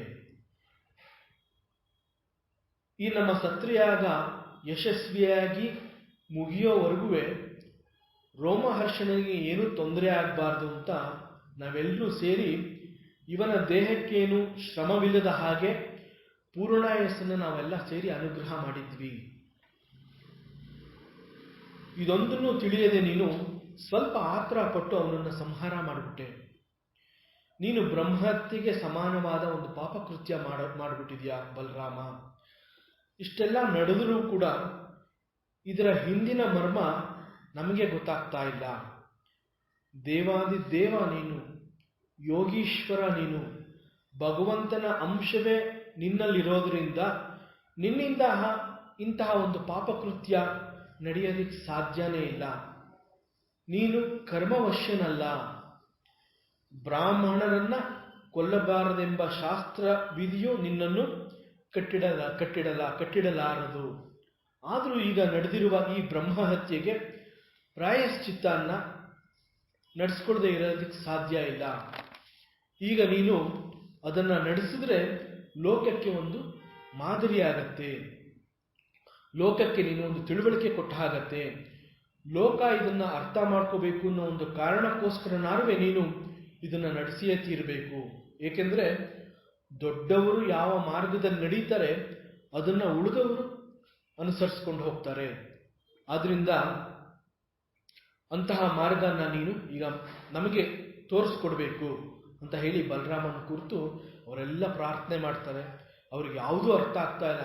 ಬಲರಾಮ ಮಾಡಿರೋದು ತಪ್ಪು ಸರಿನೋ, ಬಲರಾಮ ಪರಮಾತ್ಮ ಯೋಗೇಶ್ವರ ಅವನಿಂದ ಇಂತಹ ಕೃತ್ಯ ಆಗಿದೆ ಅಂತಂದರೆ ಇದರ ಮರ್ಮ ಏನು, ಇದು ಒಂದು ಅರ್ಥ ಆಗದೆ ಅವರು ತುಂಬ ಗಲಿಬಿಲಿಗೊಂಡು ನಮಗೇನೂ ಗೊತ್ತಾಗ್ತಾ ಇಲ್ಲ, ಆದರೆ ಇದೆಲ್ಲ ನಡೆದು ಹೋಗಿದೆ, ಇದನ್ನು ಏನು ಮಾಡಬೇಕು ಅದನ್ನ ನೀನೇ ಮಾಡು ಅಂತ ಬಲರಾಮನ ಮೇಲೆ ಆ ಎಲ್ಲ ಸಂಪೂರ್ಣ ಜವಾಬ್ದಾರಿಯನ್ನು ಹಾಕ್ತಾರೆ. ಆಗ ಬಲರಾಮ ಹೇಳ್ತಾನೆ, ಎಲೈ ಮಹರ್ಷಿಗಳೇ, ಇದಕ್ಕೆ ಮುಖ್ಯವಾಗಿ ನಡೆಸಬೇಕಾದ ಪ್ರಾಯಶ್ಚಿತ್ತ ಏನು ಅಂತ ನೀವೇ ಹೇಳಿ, ನೀವೇ ದಾರಿ ತೋರಿಸಿ, ನೀವೇ ಉಪದೇಶ ಮಾಡಿ. ಏಕೆಂದರೆ ಈ ರೋಮಹರ್ಷಣನಿಗಾಗಿ ನೀವೆಲ್ಲ ಸೇರಿ ದೀರ್ಘಾಯುಸ್ಸು, ದೇಹಬಲ, ಇಂದ್ರಿಯ ಪಟುತ್ವ ಅಂತಂದರೆ ಆ ಸಮಯದಲ್ಲಿ ರೋಮಹರ್ಷಣನ ಸಂಪೂರ್ಣ ಮನಸ್ಸು ಮತ್ತು ಬುದ್ಧಿ ಆ ಒಂದು ಯಾಗ ನಡೆಯುವಂತಹ ಜಾಗದಲ್ಲೇ ಇರಬೇಕು. ಅವನು ಯಾವುದೇ ಒಂದು ಪ್ರಾಪಂಚಿಕ ಬಯಕೆಗಳಿಗೆ ಅವನು ಹೋಗಬಾರ್ದು. ಆ ಇಂದ್ರಿಯಗಳನ್ನ ಅವನು ಆ ರೀತಿ ನಿಗ್ರಹ ಮಾಡಿಕೊಂಡಿರಬೇಕು. ಅದನ್ನ ಇಂದ್ರಿಯ ಪಟುತ್ವ ಅಂತ ಕರೀತಾರೆ. ಇಂತಹ ಒಂದು ಇಂದ್ರಿಯ ಪಟುತ್ವ, ದೇಹಬಲ ಮತ್ತು ಪೂರ್ಣಾಯಸ್ಸು ಇದನ್ನೆಲ್ಲ ನೀವೇ ಅವನಿಗೆ ಕೊಟ್ಟಿದ್ರಿ. ನಿಮ್ಮ ಮಾತು ನಡಿಬೇಕು. ಆದ್ರಿಂದ ನಾನು ಏನು ಮಾಡಿದ್ರೆ ಅದು ಸರಿಗಿದೆ ಅನ್ನೋದನ್ನ ನೀವು ತಿಳಿಸಿ, ನೀವು ಹೇಗೆ ಹೇಳ್ತೀರೋ ಹಾಗೆ ನಾನು ನಡೆಸ್ಕೊಡ್ತೀನಿ, ನನ್ನ ಯೋಗ ಶಕ್ತಿಯಿಂದ ಅದನ್ನು ನಾನು ಸಾಧಿಸ್ಕೊಡ್ತೀನಿ ಅಂತ ಆ ಋಷಿಗಳಿಗೆ ಸಮಾಧಾನ ಮಾಡ್ತಾನೆ. ಆಗ ಆ ಋಷಿಗಳು ಹೇಳ್ತಾರೆ, ಹೇ ಬಲರಾಮ, ನೀನು ಈತನ ಮೇಲೆ ಪ್ರಯೋಗ ಮಾಡಿದ ದರ್ಬೆಯ ಶಸ್ತ್ರದ ಶಕ್ತಿಗೂ ಕೂಡ ಕೊರತೆ ಆಗಬಾರ್ದು. ದರ್ಬೆನಲ್ಲಿ ಏನು ಶಕ್ತಿ ಇರಲಿಲ್ಲ, ಅಂತಹ ದರ್ಬೆಗೆ ನೀನು ಶಕ್ತಿ ಕೊಟ್ಟು ಸಾಕ್ಷಾತ್ಕಾರ ಮಾಡಿಕೊಂಡು ದರ್ಬೆನ ನೀನು ಒಂದು ಶಸ್ತ್ರವನ್ನಾಗಿ ಮಾಡಿಕೊಂಡಿದ್ಯಾ. ಆ ಶಸ್ತ್ರವನ್ನಾಗಿ ಮಾಡಿಕೊಂಡು ಅವನ ಮೇಲೆ ಪ್ರಯೋಗಿಸಿ ಅವನನ್ನು ಸಂಹಾರ ಮಾಡಿದ್ಯಾ. ಈಗ ಅವನನ್ನು ಏಕಾಏಕಿ ಬದುಕಿಸ್ಬಿಟ್ರೆ ನೀನೇ ಶಕ್ತಿ ಕೊಟ್ಟ ಆ ದರ್ಬೆಗೆ ಅರ್ಥ ಇರೋದಿಲ್ಲ. ಆದ್ರಿಂದ ನೀನು ಪ್ರಯೋಗ ಮಾಡಿದ, ನೀನು ಸಾಕ್ಷಾತ್ಕಾರ ಮಾಡಿಕೊಂಡಂತಹ ಆ ಒಂದು ದರ್ಬೆಯ ಶಸ್ತ್ರದ ಶಕ್ತಿಗೆ ಕೂಡ ಕೊರತೆ ಆಗಬಾರ್ದು. ಯಾವ ರೀತಿ ಕೇಳ್ಕೊತಾ ಇದ್ದಾರೆ ನೋಡಿ. ಆದುದರಿಂದ ಇವನ ಮರಣವೂ ಸುಳ್ಳಾಗಬಾರ್ದು. ಅಂದರೆ ನಾವೆಲ್ಲ ಋಷಿಗಳೆಲ್ಲ ಸೇರಿ ಇವನಿಗೆ ದೀರ್ಘಾಯಸ್ಸು ಕೊಟ್ಟಿದ್ದೀವಿ, ಆದರೆ ನೀನು ಅವನನ್ನು ಸಂಹಾರ ಮಾಡಿಬಿಟ್ಟಿದ್ಯಾ. ಈಗ ಏನು ಮಾಡಬೇಕು ಅಂತ ನೀನು ನಮ್ಮನ್ನೇ ಕೇಳ್ತಾ ಇದೆಯಾ. ನೀನು ಮಾಡಿರೋದು ಸರಿನೋ ತಪ್ಪೋ ನಮಗೆ ಗೊತ್ತಾಗ್ತಾ ಇಲ್ಲ. ನಾವೆಲ್ಲ ಸೇರಿ ಇವನಿಗೆ ದೀರ್ಘಾಯಸ್ಸು ಕೊಟ್ಟಿದ್ದೀವಿ, ಇವನು ಬದುಕಿರಬೇಕು ಅಂತ, ಆದರೆ ಇವನು ಮರಣ ನಡೆದಿದೆ. ದರ್ಬೆಯ ಶಸ್ತ್ರದ ಶಕ್ತಿಗೆ ಕೊರತೆ ಆಗಬಾರ್ದು, ಇವನ ಮರಣ ಕೂಡ ನಡಿಬಾರ್ದು, ಇವನ ಮರಣ ಸುಳ್ಳು ಆಗಬಾರ್ದು. ಎರಡೂ ಥರ ಕೇಳ್ತಾ ಇದ್ದಾರೆ. ನಾವು ನಮ್ಮ ಸತ್ರಯಾಗ ಮುಗಿಯುವವರೆಗೆ ಇವನಿಗೆ ದೀರ್ಘಾಯುಷ್ಯ ಇರಬೇಕು ಅಂತ ಅನುಗ್ರಹಿಸಿದ ವರ ಕೂಡ ಸುಳ್ಳಾಗಬಾರದು. ಋಷಿಗಳು ಒಮ್ಮೆ ಅನುಗ್ರಹಿಸಿದ್ದು ನಡೆದೇ ತೀರತ್ತೆ ಅಂತ ಇಡೀ ಲೋಕ ತಿಳ್ಕೊಂಡಿದೆ. ವಿಶ್ವದಲ್ಲಿ ಪ್ರತಿಯೊಬ್ಬರಿಗೂ ಋಷಿಗಳ ಮೇಲೆ ಅಂತಹ ಒಂದು ನಂಬಿಕೆ ಇದೆ. ಋಷಿಗಳು ಅನುಗ್ರಹಿಸಿದ್ದು ನಡೆದೇ ತೀರತ್ತೆ ಅಂತ ಇಡೀ ಲೋಕ ತಿಳ್ಕೊಂಡಿದೆ. ಸೊ ಈ ಋಷಿಗಳು ಎಲ್ಲರೂ ಸೇರಿ ಈ ಸತ್ರಯಾಗ ಮುಗಿಯೋವರೆಗೆ ರೋಮಹರ್ಷಣನಿಗೆ ಒಂದು ದೀರ್ಘಾಯುಸ್ ಬೇಕು ಅಂತ ನಾವೆಲ್ಲ ಅವನಿಗೆ ಅನುಗ್ರಹ ಮಾಡಿದ್ವಿ. ಆ ಅನುಗ್ರಹಿಸಿದ್ದು ಕೂಡ ಸುಳ್ಳಾಗಬಾರ್ದು.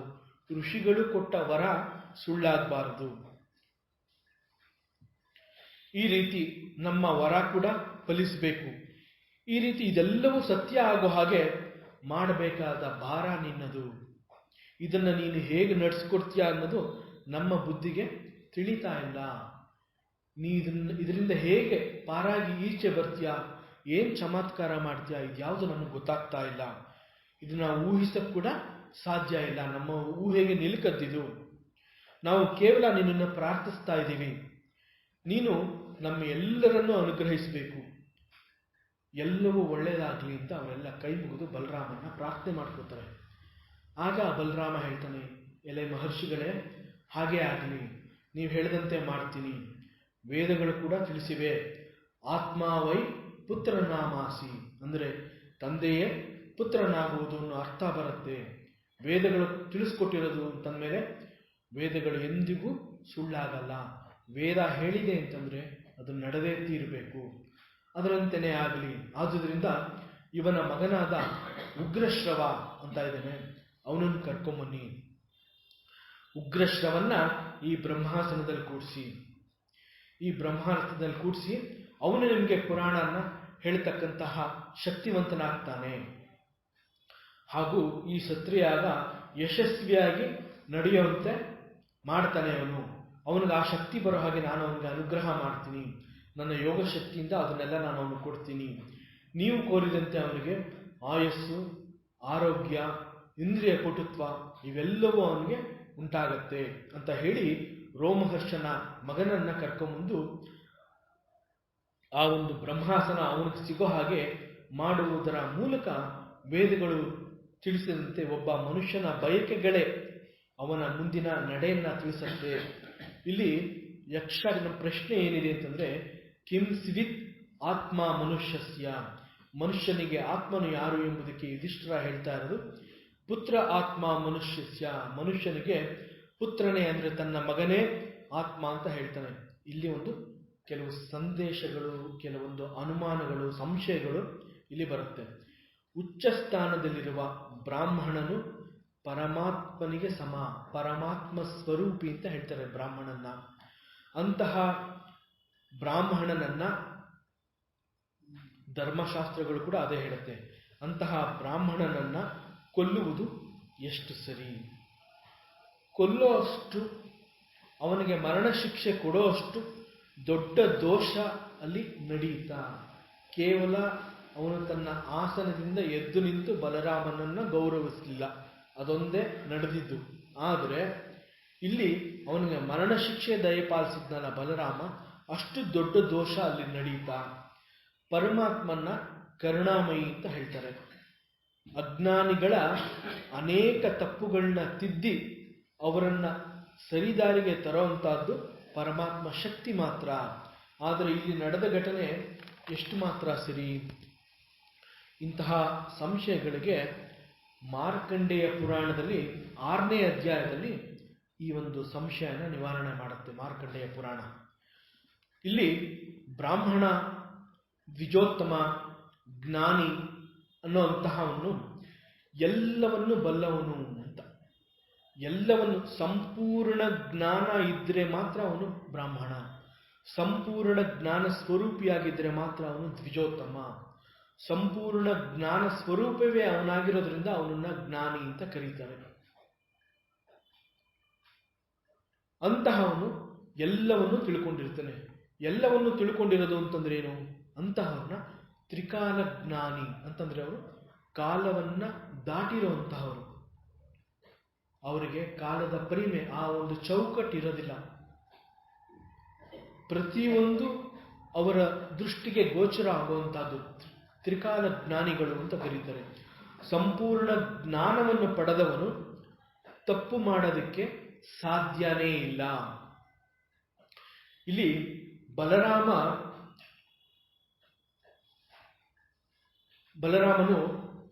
ದೈವ ಪುರುಷ ಮತ್ತು ತಾನು ಆದಿಶೇಷನ ಅವತಾರ ಅಂದ್ರೆ ಮಹಾವಿಷ್ಣುವಿನ ಅಂಶನೇ ಬಲರಾಮ ಆಗಿರ್ತಾನೆ ಅನ್ನೋ ಅರಿವು ಕೂಡ ಅವನಿಗೆ ಗೊತ್ತಿರುತ್ತೆ. ಅಂತಹ ಸಾಕ್ಷಾತ್ ಮಹಾವಿಷ್ಣುವಿನಿಂದ ನಡೆದ ಮರಣ ಅಂತಂದ್ರೆ ಅದು ಒಂದು ರೀತಿನಲ್ಲಿ ವರ ಆಗಿರಬಹುದು, ಅಥವಾ ಮತ್ತೊಂದು ರೀತಿಯಲ್ಲಿ ಶಿಕ್ಷೆ ಅಲ್ಲ, ಶಿಕ್ಷಣ ಕೂಡ ಆಗಿರಬಹುದು. ಬಲರಾಮ ಸತ್ರಯಾಗ ನಡೆಯುವಂತಹ ಸ್ಥಳಕ್ಕೆ ಹೋದಾಗ ಅವನನ್ನು ಕಂಡ ಎಲ್ಲ ಋಷಿಗಳು ಬ್ರಾಹ್ಮಣರು ಎದ್ದು ನಿಂತು ಕೈ ಮುಗಿದು ನಮಸ್ಕಾರ ಮಾಡಿ ಗೌರವಿಸ್ತಾರೆ. ಆದರೆ ಬ್ರಹ್ಮಾಸನದಲ್ಲಿ ಕುಳಿತ ರೋಮಹರ್ಷಣನು ಯಾವುದೇ ರೀತಿಯಿಂದ ಪ್ರತಿಕ್ರಿಯಿಸಲಿಲ್ಲ. ವೇದಾಧ್ಯಯನ ನಡೆಸಿದರೂ ಕೂಡ, ಅದರಲ್ಲೂ ವ್ಯಾಸರ ಬಳಿ ಧರ್ಮಶಾಸ್ತ್ರಗಳನ್ನು ತಿಳಿದುಕೊಂಡು ಬಂದಿದ್ದರೂ ಕೂಡ ಅವನೊಬ್ಬ ಸೂತಪುತ್ರನಾದ್ದರಿಂದ ಅವನಿಗೆ ಆ ಕ್ಷಣದಲ್ಲಿ ಒಂದು ಸಂಸ್ಕಾರ ಮೂಡಿ ಬರಲಿಲ್ಲ. ಪರಮಾತ್ಮನಿಗೆ ಸಲ್ಲಬೇಕಾದ ಗೌರವ ಸಂದಾಯ ಆಗಲೇಬೇಕು. ಎಷ್ಟೇ ದೊಡ್ಡ ಜ್ಞಾನಿಯಾಗಿದ್ರೂ ಯಾವುದೇ ಸಮಯದಲ್ಲಾದರೂ ಪರಮಾತ್ಮನ ಸ್ಥಾನ ಯಾವತ್ತಿಗೂ ದೊಡ್ಡದು, ಅತಿ ಶ್ರೇಷ್ಠ. ಪರಮಾತ್ಮ ಸ್ಥಾನವನ್ನ ನಾವು ಯಾವುದೇ ಕಾರಣಕ್ಕೂ ತಿರಸ್ಕಾರ ಮಾಡಬಾರ್ದು, ಅದನ್ನು ಗೌರವಿಸಲೇಬೇಕು. ಹಾಗೂ ಯಾರೂ ಕೂಡ ರೋಮಹರ್ಷಣನನ್ನ ಅನುಸರಿಸಬಾರದು. ನಾನು ವೇದಾಧ್ಯಯನ ಮಾಡಿದ್ದೀನಿ, ನನಗೆ ಜ್ಞಾನ ಇದೆ, ನನಗೆ ಎಲ್ಲ ವಿದ್ವತ್ತುಗಳು ಇದೆ ಅಂತ ತಿಳ್ಕೊಂಡು ನಾನು ಪರಮಾತ್ಮ ಸ್ವರೂಪಿ ಅಂತ ಅಂದ್ಕೊಂಡು ಪರಮಾತ್ಮನೇ ಬಂದ್ರೂ ಅವನನ್ನು ಗೌರವಿಸದೇ ಇರೋದು ಒಂದು ರೀತಿಯ ಅಹಂಕಾರ. ಅದು ಹಾಗಾಗಿ ಎಂತಹ ವಿದ್ವತ್ ಇದ್ರೂ ಕೂಡ ಯಾರೂ ಕೂಡ ರೋಮಹರ್ಷಣನನ್ನ ಅನುಸರಿಸಬಾರದು. ಈ ಒಂದು ಕಾರಣದಿಂದ ಅವನಿಗೆ ಒಂದು ಶಿಕ್ಷೆ ಆಗತ್ತೆ. ಮತ್ತು ಕೆಲವೊಂದು ವಿಚಾರಗಳು ನಮಗೆ ಅರ್ಥವಾಗದಂತೆ ದೈವದ ಮುಖಾಂತರ ನಡೆದಾಗ ನಾವು ಅದನ್ನ ಪರಮಾತ್ಮನ ಲೀಲೆ ಅಂತ ಹೇಳ್ತೀವಿ. ನಮ್ಗೆ ಯಾವುದು ಅರ್ಥ ಆಗೋದಿಲ್ಲ, ಅದು ಇಷ್ಟನೋ ಕಷ್ಟನೋ, ಆದ್ರೂ ನಮ್ಗೆ ಯಾವಾಗ ಅದು ಅರ್ಥ ಆಗಲಿಲ್ಲ ಅದನ್ನ ನಾವು ಪರಮಾತ್ಮನ ಲೀಲೆ ಇದು, ನನಗಿನ್ನೇನೂ ಗೊತ್ತಿಲ್ಲ ಅಂತ ಹೇಳ್ತೀವಿ. ನಿಜವಾಗ್ಲೂ ಲೀಲೆಗಳು ನಮಗೆ ಅರ್ಥ ಆಗೋ ಹಾಗೆ ಆಗ್ಬೇಕಾದ್ರೆ ನಮ್ಮ ಒಂದು ಪ್ರಜ್ಞೆ, ನಮ್ಮ ಒಂದು ಬುದ್ಧಿಮಟ್ಟ ವಿಶ್ವ ಪ್ರಜ್ಞೆಯೊಂದಿಗೆ ಗುರುತಿಸ್ಕೋಬೇಕು. ಆ ಶಕ್ತಿ, ಆ ಸಾಮರ್ಥ್ಯನ ನಾವು ಬೆಳೆಸ್ಕೊಂಡ್ರೆ ನಮಗೆ ಪರಮಾತ್ಮನ ಲೀಲೆಗಳು ಅರ್ಥ ಆಗ್ತಾ ಹೋಗುತ್ತೆ. ಪರಮಾತ್ಮನ ಲೀಲೆಗಳು ಅರ್ಥ ಆಗತ್ತೆ ಅಂತಂದ್ರೆ ಯಾವ ಕ್ಷಣದಲ್ಲಿ ಏನು ನಡೆಯುತ್ತೆ ಅದನ್ನ ಹಾಗೆ ಸ್ವೀಕರಿಸಬೇಕು, ಅದನ್ನ ಹಾಗೆ ಸಾಕ್ಷಿಭೂತವಾಗಿ ನೋಡಬೇಕು. ನಮ್ಮನ್ನ ಆ ಘಟನೆಗೆ ಗುರುತಿಸ್ಕೋಬಾರದು. ನಾವು ಸಾಕ್ಷಿಭೂತವಾಗಿದ್ದು ಘಟನೆಗಳನ್ನ ಸ್ವೀಕರಿಸಬೇಕು. ಘಟನೆಗಳು ನಡೆಯುತ್ತೆ, ನಡೆದ ನಂತರ ಅದು ಮತ್ತೆ ಹೊಟ್ಟೋಗುತ್ತೆ. ನನಗೂ ಈ ಘಟನೆಗೂ ಸಂಬಂಧ ಇಲ್ಲ. ಅಲ್ಲಿ ನಡೆದ ಆ ಘಟನೆಯಿಂದ ನಡೆದ ಸುಖ ಆಗಲಿ ದುಃಖ ಆಗಲಿ ಕೇವಲ ಒಂದು ಸನ್ನಿವೇಶ ಮಾತ್ರ. ನಾನು ಅನ್ನೋದು ಈ ಸುಖ ದುಃಖಗಳನ್ನ ಮೀರಿರುವಂತಹ ಒಂದು ಸತ್ಯ. ಈ ಒಂದು ಪ್ರಜ್ಞೆ ನಮ್ಮಲ್ಲಿದ್ದಾಗ ಪರಮಾತ್ಮನ ಲೀಲೆಗಳು ಅರ್ಥ ಆಗತ್ತೆ. ಈ ರೀತಿ ನಮ್ಮ ಒಂದು ಪ್ರಜ್ಞೆ ವಿಶ್ವ ಪ್ರಜ್ಞೆಯೊಂದಿಗೆ ಗುರುತಿಸಿಕೊಂಡಾಗ ಪರಮಾತ್ಮನ ಲೀಲೆಗಳು ಅರ್ಥ ಆಗತ್ತೆ. ಅಂತಹ ಒಂದು ಪ್ರಜ್ಞೆನ ನಾವು ಬೆಳೆಸ್ಕೋಬೇಕಾದ್ರೆ ನಾವು ಮನಸ್ಸನ್ನ ದಾಟಿ ಹೋಗ್ಬೇಕಾಗತ್ತೆ. ಮುಖ್ಯವಾಗಿ ಇಲ್ಲಿ ಪುತ್ರನೇ ಮನುಷ್ಯನ ಆತ್ಮ ಅಂತ ಹೇಳಿರೋದು ಒಂದು ನಿಸ್ವಾರ್ಥ ಬಯಕೆ ಅಥವಾ ಸಂಕಲ್ಪಗಳು ತನ್ನಲ್ಲಿ ನಡೆಯದೆ ಹೋದಾಗ, ಒಬ್ಬ ಮನುಷ್ಯ ತನ್ನ ಒಂದು ನಿಸ್ವಾರ್ಥ ಬಯಕೆಯನ್ನ ತನ್ನಲ್ಲಿ ನಡೆಯದೆ ಹೋದಾಗ ಮುಂದಿನ ತನ್ನ ಮಗ ಮೊಮ್ಮಕ್ಕಳಲ್ಲಿ ಆ ಯಶಸ್ಸನ್ನು ನೋಡಿದಾಗ ಆ ಮಗ ಅಥವಾ ಮೊಮ್ಮಗನ ಯಶಸ್ಸನ್ನ ತಾನೇ ನಡೆಸ್ಕೊಂಡೆ ಅನ್ನೋ ಅಷ್ಟು ಒಂದು ಸಂಭ್ರಮ ಅವನಿಗೆ ಸಿಗತ್ತೆ. ಇಲ್ಲಿ ಹಾಗಾದರೆ ಆತ್ಮ, ಮಗ, ಮೊಮ್ಮಗ ಇದೆಲ್ಲ ಹೇಗೆ ಸಿಂಕ್ ಆಗತ್ತೆ ಅಂತಂದ್ರೆ, ಆತ್ಮಕ್ಕೆ ಸಾವಿಲ್ಲ, ಅದು ಸತ್ಯವಸ್ತು, ನಿರಂತರವಾಗಿ ಸದಾಕಾಲ ಇರುವಂತಹ ಒಂದು ಸ್ಥಿತಿ, ಒಂದು ವಸ್ತು, ಪರಮಾತ್ಮ ವಸ್ತು, ಅದು ಆತ್ಮ ಅನ್ನೋದು. ಈ ಆತ್ಮ ಅನ್ನೋದು ಸದಾಕಾಲ ಇದ್ರೂ ಕೂಡ ದೇಹ ಅನ್ನೋದು ಬದಲಾಗ್ತಾ ಹೋಗುತ್ತೆ. ಒಂದು ನಿಸ್ವಾರ್ಥದ ಬಯಕೆ ನನ್ನಲ್ಲಿ ಉಂಟಾಗಿ ನಾನು ಅದನ್ನು ನಡೆಸ್ತಾ ಇರುವಂತಹ ಸಂದರ್ಭದಲ್ಲಿ ಯಾವುದೇ ಕಾರಣದಿಂದ ಅದು ನನ್ನಿಂದ ನಡೆಯದೆ ಹೋದರೂ ಕೂಡ ನನಗೆ ಮರಣ ಪ್ರಾಪ್ತ ಆಗಬಹುದು, ಅಥವಾ ನನ್ನಿಂದ ಅದು ನಡೆಯಕ್ಕಾಗದೇ ಇರುವಂತಹ ಒಂದು ಕರ್ಮನ ನಾನು ಮಾಡಿಲ್ಲದೆ ಇರಬಹುದು. ಮುಂದೆ ನನ್ನ ವಂಶದಲ್ಲಿ ಮಗ ಅಥವಾ ಮೊಮ್ಮಗ, ಮುಂದಿನ ತಲೆಮಾರುಗಳು ಅದನ್ನ ನಡೆಸಿದಾಗ ಆ ಒಂದು ತೃಪ್ತಿ ಆ ಆತ್ಮಕ್ಕೆ ಸಿಗತ್ತೆ ಅಂತ ಹೇಳ್ತಾರೆ. ಅದಕ್ಕೆ ನಾವು ಇವತ್ತು ಮನೆಗಳಲ್ಲಿ ಮಾತಾಡ್ಕೊಳ್ಳೋದು ಕೇಳಿರ್ತೀವಿ. ಯಾವುದೇ ಒಂದು ಮಗ ಅಥವಾ ಒಂದು ಮಗು, ಸಣ್ಣ ಮೊಮ್ಮಗ, ಈ ಥರ ವಂಶದಲ್ಲಿ ಯಾರೋ ಒಬ್ಬರು ಒಂದು ಸಾಧನೆ ಮಾಡ್ತಾರೆ, ದೊಡ್ಡ ಇಂಜಿನಿಯರ್ ಆಗ್ತಾರೆ, ದೊಡ್ಡ ಬಿಸ್ನೆಸ್ ಮನ್ ಆಗ್ತಾರೆ, ಸೈನ್ಯ ಸೇರ್ತಾರೆ. ಹೀಗೆ ಒಂದು ದೊಡ್ಡ ಸಾಧನೆ ಮಾಡಿದಾಗ, ನೋಡು ಇದನ್ನು ನಿಮ್ಮ ಅಪ್ಪ ಮಾಡಬೇಕು ಅಂದ್ಕೊಂಡಿದ್ರು, ಆದರೆ ಅವ್ರು ಮಾಡೋಕ್ಕಾಗಲಿಲ್ಲ, ನೀನು ಮಾಡಿದ್ಯಾ, ಅವ್ರ ಆತ್ಮಕ್ಕೆ ಶಾಂತಿ ಸಿಗತ್ತೆ, ತೃಪ್ತಿ ಸಿಗತ್ತೆ. ನೀನು ಅದನ್ನು ಮಾಡಿದ್ಯಾ, ನಿನ್ನಲ್ಲಿ ನಾವು ಅಪ್ಪನ ನೋಡ್ತೀವಿ, ಅಮ್ಮನ ನೋಡ್ತೀವಿ ಅಂತ ಇವತ್ತು ಕೂಡ ಮಾತಾಡ್ತೀವಿ. ಅಂದರೆ ಇಲ್ಲಿ ಆತ್ಮ ಅನ್ನೋದು ನಿರಂತರ ಅನ್ನೋದನ್ನ ಹೇಳೋದಿಕ್ಕೆ ಇಲ್ಲಿ ಈ ಒಂದು ಪ್ರಶ್ನೆ ಮತ್ತು ಒಂದು ಸಂವಾದ ಬಂದಿದೆ. ಇಲ್ಲಿ ಅಪ್ಪನೇ ಮಗ ಆಗ್ತಾನೆ, ಆ ಒಂದು ಅದಕ್ಕೇನು ಹೇಳ್ತಾರೆ, ಒಂದು ಸ್ಥೂಲ ರೂಪವಾಗಿ ನೋಡಬೇಕು ಅಂತಂದ್ರೆ ಅದು ಅರ್ಥ ಆಗೋದಿಲ್ಲ. ಹಾಗೂ ಕೂಡ ಎಷ್ಟೋ ಸಲ ಒಬ್ಬ ಅಪ್ಪನ ರೂಪ, ತದ್ರೂಪ ಮಗನಲ್ಲಿರುತ್ತೆ ಅಥವಾ ಮೊಮ್ಮಗನಲ್ಲಿರುತ್ತೆ. ಆ ಮಕ್ಕಳುಗಳಲ್ಲಿ ಮುಂದೆ ಯಾವತ್ತೋ ಬರುತ್ತೆ, ಬಂದಾಗ ಹೇಳ್ತಾರೆ, ನಿನ್ನ ಕಣ್ಣು ನೋಡಿದ್ರೆ ತಾತನೇ ಜ್ಞಾಪಕ ಬರುತ್ತೆ, ನಿನ್ನ ಎತ್ತರ ನೋಡಿದ್ರೆ ನಿಮ್ಮ ಅಪ್ಪನಷ್ಟೇ ನೀ ಇದೆಯಾ. ಇದೆಲ್ಲ ಯಾಕೆ ಹೇಳ್ತಾರೆ ಅಂತಂದರೆ, ಅದು ಬೇರೆ ಎಲ್ಲೂ ಹೋಗಿರೋದಿಲ್ಲ. ನಡೀದೇ ಇರೋಂತಹ ಒಂದು ಕೆಲವು ಬಯಕೆಗಳು ಅದು ಪ್ರಕಟ ಆಗೋಗಿರುತ್ತೆ. ಒಂದು ಸಲ ನಾವು ಮನಸ್ಸಿನಿಂದ ಹೊರಹಾಕಿದ ಬಯಕೆ ಅದು ಎಂದಿಗಾದರೂ ನಡೆಯುತ್ತೆ. ಅದು ನಡೆಯುವಂತಹ ಕರ್ಮನ ಮತ್ತೆ ನಮ್ಮ ಕೈಯಲ್ಲಿ ಮಾಡಿಸಿ ಆ ಘಟನೆ ನಡೆಯೋ ಹಾಗೆ ಮಾಡುತ್ತೆ. ಅದಕ್ಕೆ ಏನು ಹೇಳ್ತಾರೆ ಅಂತಂದರೆ, ಮಾತಾಡಬೇಕಾದ್ರೆ, ಯೋಚನೆ ಮಾಡಬೇಕಾದ್ರೆ ಒಳ್ಳೆ ಮಾತಾಡು, ಒಳ್ಳೆ ಯೋಚನೆನೇ ಮಾಡು. ನೀವು ಒಳ್ಳೆ ಯೋಚನೆನೇ ಮಾಡಿದ್ರೆ ಆ ಯೋಚನೆನೇ ನಿನಗೆ ಸಿಗೋ ಹಾಗಾಗತ್ತೆ.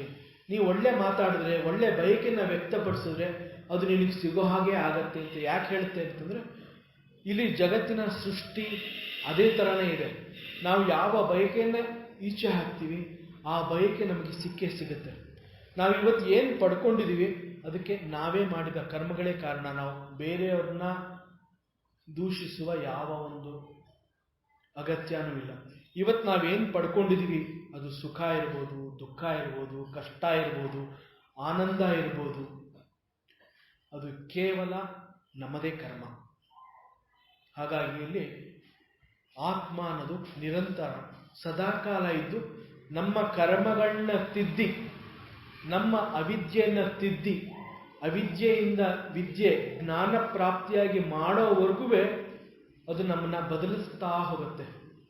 ಪ್ರತಿಯೊಂದು ಬದಲಾವಣೆಯಲ್ಲೂ ನಾವು ಯಾವ ಬಯಕೆಯನ್ನು ಇಟ್ಕೊಂಡಿದ್ವಿ ಅದನ್ನು ಪೂರೈಸ್ತಾ ಅನುಭವಗಳನ್ನ ಕೊಡ್ತಾ ಹೋಗುತ್ತೆ. ಇಲ್ಲಿ ಆತ್ಮ ನಿರಂತರ ಅನ್ನೋದನ್ನು ತಿಳಿಸೋದಕ್ಕೋಸ್ಕರವಾಗಿ ಇಲ್ಲಿ ಯಕ್ಷ ಇಂತಹ ಒಂದು ಪ್ರಶ್ನೆಯನ್ನು ಮಾಡಿದ್ದಾನೆ. ಆತ್ಮ ವೈ ಪುತ್ರ ನಾಮಾಸಿ ಅಂತಂದರೆ, ಆತ್ಮನೇ ಮುಂದೆ ಮಗನಾಗಿ ಅಂತಂದರೆ ನನ್ನ ಬಯಕೆಗಳೇ ಮುಂದೆ ನನಗೆ ಸಿಗೋ ಹಾಗೆ ಮಗನಿಂದ ಆಗಬಹುದು, ವಂಶದಲ್ಲಿ ಮುಂದುವರಿದ ಇದೇ ತಲೆಮಾರಿನಲ್ಲಿ ಅದು ಸಿಗೋ ಹಾಗೆ ಮಾಡುತ್ತೆ ಅನ್ನೋ ಒಂದು ವೇದಾಂತದ ಜ್ಞಾನನ ಈ ಪ್ರಶ್ನೆಯಲ್ಲಿ ಯಕ್ಷ ಮಾಡಿ ಯುಧಿಷ್ಠಿರನಿಂದ ಈ ಉತ್ತರನ ಪಡ್ಕೋತಾನೆ. ಇಲ್ಲಿ ಆತ್ಮ ಅನ್ನೋದು ಒಂದೇ, ಅದಕ್ಕೆ ಸಾವಿಲ್ಲ, ಅದು ಅವಿನಾಶಿ, ಕೇವಲ ದೇಹಕ್ಕೆ ಮಾತ್ರ ಮರಣ, ಆತ್ಮ ಅನ್ನೋದು ನಿರಂತರವಾಗಿರುತ್ತೆ ಅನ್ನೋದನ್ನು ಸೂಕ್ಷ್ಮವಾಗಿ ತಿಳಿಸುವಂತಹ ಒಂದು ಪ್ರಶ್ನೆ ಮತ್ತು ಒಂದು ದೀರ್ಘವಾದ ಉತ್ತರ ಕೂಡ ಧರ್ಮರಾಜನಿಂದ ಪಡಿತಾನೆ. ಮುಂದೆ ಯಕ್ಷ ಕೇಳ್ತಾನೆ, ಕಿಂಸ್ವಿತ್ ದೈವಕೃತ ಸಖ, ದೇವರು ಮನುಷ್ಯನಿಗೆ ಕೊಟ್ಟಿರುವ ಸಖ ಅಥವಾ ಸ್ನೇಹಿತ ಯಾರು? ಮನುಷ್ಯನಿಗೆ ಕೊಟ್ಟಿರುವ ಸ್ನೇಹಿತ ಅಥವಾ ಸಖ ಅಂತಂದ್ರೆ ಅದು ಹೆಂಡತಿ ಮಾತ್ರ. ಧರ್ಮಪತ್ನಿಯೇ ಪರಮಾತ್ಮ ದಯಪಾಲಿಸಿದ ಸಖ ಅಥವಾ ಸ್ನೇಹಿತಳಾಗ್ತಾಳೆ. ಈ ಹಿಂದೆ ಕೂಡ ಯಕ್ಷ ಇದೇ ರೀತಿಯ ಒಂದು ಪ್ರಶ್ನೆಯನ್ನ ಮಾಡಿರ್ತಾನೆ. ಕಿಂಸ್ವಿತ್ ಮಿತ್ರಂ ಗೃಹೇ ಸತ, ಮನೆಯ ಯಜಮಾನನಿಗೆ ಮನೆಯಲ್ಲಿ ಯಾರು ಸ್ನೇಹಿತರಾಗಿರ್ತಾರೆ ಅನ್ನೋ ಒಂದು ಪ್ರಶ್ನೆಯನ್ನು ಮಾಡಿರ್ತಾನೆ. ಆ ಪ್ರಶ್ನೆಗೆ ಕೂಡ ಮನೆಯ ಯಜಮಾನನಿಗೆ ಪತ್ನಿಯೇ ಸ್ನೇಹಿತಳಾಗಿರ್ತಾಳೆ ಅನ್ನೋ ಒಂದು ಉತ್ತರ ಕೊಟ್ಟಿರ್ತಾನೆ. ಇಲ್ಲಿ ಮತ್ತೊಂದು ಆಯಾಮ, ಮತ್ತೊಂದು ದೃಷ್ಟಿಕೋನದಿಂದ ಇಲ್ಲಿ ಯಕ್ಷ ಕೇಳಿದಾನೆ, ಪರಮಾತ್ಮನೇ ದಯಪಾಲಿಸಿದ ಆ ಸಖ ಯಾರು ಅಂತಂದ್ರೆ ಎಷ್ಟೋ ವಿಚಾರಗಳನ್ನ ನಾವು ಸ್ನೇಹಿತರ ಜೊತೆ ಹೇಳ್ಕೊತೀವಿ, ಎಷ್ಟೋ ವಿಚಾರಗಳನ್ನ ಅಕ್ಕಪಕ್ಕದವ್ರಗಳ ಜೊತೆ ಹೇಳ್ಕೊತೀವಿ. ಆದರೆ ಯಾರಿಗೂ ಹೇಳ್ಕೊಳಕ್ ಆಗದೆ ಇರೋಂತಹ ವಿಚಾರನ್ನ ನಾವು ಮನೆಯಲ್ಲಿ ನಮ್ಮ ಧರ್ಮಪತ್ನಿ ಹೆಂಡತಿ ಜೊತೆಯಲ್ಲಿ ಸೇರಿ ನಾವು ಹಂಚ್ಕೋತೀವಿ. ಹಾಗಾಗಿ ಪರಮಾತ್ಮನೇ ದಯಪಾಲಿಸಿದ ಸಖ ಅಥವಾ ಸ್ನೇಹಿತಳು ಅಂತಂದ್ರೆ ಅದು ಕೇವಲ ಧರ್ಮಪತ್ನಿ ಮಾತ್ರ ಅನ್ನೋ ಉತ್ತರನ್ನ ಇಲ್ಲಿ ಧರ್ಮರಾಜ ಕೊಟ್ಟಿದ್ದಾನೆ. ಇಲ್ಲೂ ಕೂಡ ಈ ಪ್ರಶ್ನೆಗೆ ಧರ್ಮರಾಜ ದೇವರು ಕೊಟ್ಟ ಸಖ ಅಥವಾ ಸ್ನೇಹಿತ ಅದು ಹೆಂಡತಿನೇ ಅಂತಾನೆ ಹೇಳಿರ್ತಾನೆ. ದೇವಕೃತ ಸಖ ಅಂತಂದ್ರೆ ದೇವರೇ ಅನುಗ್ರಹಿಸಿ ಕೊಟ್ಟಿರುವ ಸಖ ಅಂತಂದ್ರೆ ಅದು ಹೆಂಡತಿ ಮಾತ್ರ ಅಂತ ಹೇಳ್ತಾನೆ. ಯಾವುದೇ ಒಬ್ಬ ಯಶಸ್ವಿ ಪುರುಷನ ಹಿಂದೆ ಅವನ ಹೆಂಡತಿ ನಿಂತಿರ್ತಾಳೆ ಅಂತಂದ್ರೆ ಅದು ಯಾರಿಗೂ ಅರ್ಥ ಆಗೋದಿಲ್ಲ. ಆ ಹೆಂಡತಿನೋಡು ಅನೇಕ ತ್ಯಾಗಗಳನ್ನ ಮಾಡಿರ್ತಾಳೆ. ಆ ತ್ಯಾಗ ಮಾಡಿರೋದ್ರಿಂದ ಮನೆಯ ಯಜಮಾನ ಅನೇಕ ರೀತಿಯ ಸಾಧನೆಗಳನ್ನ ಮಾಡಿರ್ತಾನೆ. ಒಬ್ಬ ಮನೆಯ ಯಜಮಾನ ಅಥವಾ ಗಂಡ ಒಂದು ದೊಡ್ಡ ಸಾಧನೆ ಮಾಡಿದ್ದಾನೆ ಅಂತಂದ್ರೆ ಅದರ ಹಿಂದೆ ಒಂದು ಹೆಣ್ಣಿನ ಪಾತ್ರ ಇರುತ್ತೆ. ಕೇವಲ ಹೆಣ್ಣಿನ ಪಾತ್ರ ಮಾತ್ರ ಅಲ್ಲ, ಅದು ಹೆಣ್ಣಿನ ತ್ಯಾಗ. ಅದು ಹೆಣ್ಣು ಮಾಡುವಂತಹ ತ್ಯಾಗನ್ನ ಶಕ್ತಿ ಅಂತ ಕರೀತಾರೆ. ಸಾಮಾನ್ಯವಾಗಿ ತ್ಯಾಗ ಅಂತಂದ್ರೆ ಬಿಟ್ಕೊಡೋ ಅಂಥದ್ದು. ಯಾವುದೇ ಒಂದನ್ನ ಬಿಟ್ಕೊಡೋದಕ್ಕೆ ಅಲ್ಲಿ ತುಂಬಾ ದೊಡ್ಡ ಶಕ್ತಿ ಇರಬೇಕು. ಅದಕ್ಕೆ ಹೆಣ್ಣನ್ನ ಶಕ್ತಿ ಅಂತಾನೆ ಕರೀತಾರೆ, ಶಕ್ತಿ ಸ್ವರೂಪಿಣಿ ಅಂತಾನೆ ಹೇಳ್ತಾರೆ. ಅಂತಹ ಶಕ್ತಿ ಇರೋದು ಕೇವಲ ಹೆಣ್ಣಿಗೆ ಮಾತ್ರ. ಇಲ್ಲಿ ಯುಧಿಷ್ಠಿರ ಕೊಡ್ತಾ ಇರೋದುವೆ ದೇವಕೃತ ಸಖ ಅಂತಂದ್ರೆ ಪರಮಾತ್ಮನೇ ದಯಪಾಲಿಸಿರುವಂತಹ ಸಖ ಕೇವಲ ಧರ್ಮಪತ್ನಿ ಮಾತ್ರ ಅಂತ ಇಲ್ಲಿ ಹೇಳಿರ್ತಾನೆ. ಇದು ಕೂಡ ಇಲ್ಲಿ ಪರಮಾತ್ಮನ ಅಥವಾ ಸೃಷ್ಟಿಕರ್ತನ ಯೋಚನೆ ಅಥವಾ ಕಲ್ಪನೆ ಅಂತಂದ್ರೆ ಇದು ಭಗವತ್ ಸಂಕಲ್ಪ. ಅದಕ್ಕೆ ಮದುವೆ ಅನ್ನೋದು ಸ್ವರ್ಗದಲ್ಲೇ ನಡೆದಿರುತ್ತೆ ಅಂತ ಹೇಳ್ತಾರೆ. ಆದರೆ ಸ್ವರ್ಗ ಅಂತಂದ್ರೆ ಇಲ್ಲಿ ಅದೊಂದು ಜಾಗ ಅಲ್ಲ, ಒಂದು ಉತ್ತಮ ಲೋಕದಲ್ಲಿ ಒಂದು ಪರಮಾತ್ಮ ಶಕ್ತಿಯಲ್ಲಿ ನನಗೆ ಬೇಕಾದಂತಹ ಒಂದು ಹೆಣ್ಣನ್ನು ನನಗೆ ಹೆಂಡತಿಯಾಗಿ ಕೊಟ್ಟಿರ್ತಾಳೆ. ನಾವು ಇಷ್ಟಪಟ್ಟ ಒಂದು ಹೆಣ್ಣನ್ನು ನಾವು ಮದುವೆ ಆಗಬಹುದು ಅಥವಾ ಬೇರೊಂದು ಹೆಣ್ಣನ್ನ ಮುಂದೆ ಮದುವೆ ಆಗಬಹುದು. ಆದರೆ ಇಷ್ಟಪಟ್ಟ ಹೆಣ್ಣು ನನಗೆ ಸಿಗದೆ ಬೇರೆ ಯಾವುದೋ ಕಾರಣದಿಂದ ಮತ್ತೊಂದು ಹೆಣ್ಣು ನನಗೆ ಹೆಂಡತಿಯಾಗಿ ಬರ್ತಾಳೆ ಅಂತಂದ್ರೆ ಅಲ್ಲಿ ಬೇರೆ ಒಂದು ನನಗೆ ಸಿಗಬೇಕಾಗಿರುವಂತಹದ್ದನ್ನು ಸಿಗೋದ್ರಲ್ಲಿ ಪರಮಾತ್ಮನ ಕೈವಾಡ ಇದೆ. ಇದನ್ನ ದೈವಕೃತ ಅಂತ, ಪರಮಾತ್ಮನ ಸಂಕಲ್ಪದಿಂದ ನಾನು ಇಷ್ಟಪಟ್ಟಿದ್ದು ನನಗೆ ಸಿಗದೆ ಹೋದ್ರೂ ನನಗೆ ಸಿಗಬೇಕಾಗಿರುವಂತಹದ್ದನ್ನೇ ಪರಮಾತ್ಮ ನನಗೆ ಕೊಟ್ಟಿರ್ತಾನೆ. ಅದಕ್ಕೆ ಇಲ್ಲಿ ದೈವಕೃತ ಅನ್ನೋ ಒಂದು ಪದನ ಇಲ್ಲಿ ಪ್ರಯೋಗ ಮಾಡಲಾಗಿದೆ. ಯಾವ ರೀತಿಯಿಂದ ಇದನ್ನ ಅರ್ಥ ಮಾಡ್ಕೋಬೇಕು? ಹೆಂಡತಿಯನ್ನ ಪರಮಾತ್ಮನೇ ನಮಗೆ ಕೊಟ್ಟಿದ್ದಾಳೆ ಅಂತಂದ್ರೆ ಆ ಹೆಂಡತಿಯ ಶಕ್ತಿ ಏನು, ಗಂಡನಿಗೆ ಆ ಹೆಂಡತಿ ಯಾವ ರೀತಿ ನೆರವಾಗ್ತಾಳೆ, ಯಾವ ರೀತಿಯಲ್ಲಿ ಆ ಸಂಸಾರನ ತೂಗಿಸ್ತಾಳೆ, ಯಾವ ರೀತಿಯಲ್ಲಿ ಆ ಒಂದು ಗಂಡ ಅನ್ನೋನಿಗೆ ಪ್ರತಿಯೊಂದು ಸಿಗೋ ಹಾಗೆ ಮಾಡ್ತಾಳೆ ಅನ್ನೋ ಉತ್ತರನ್ನ ನಾವು ಮುಂದಿನ ವಾರ ನೋಡೋಣ.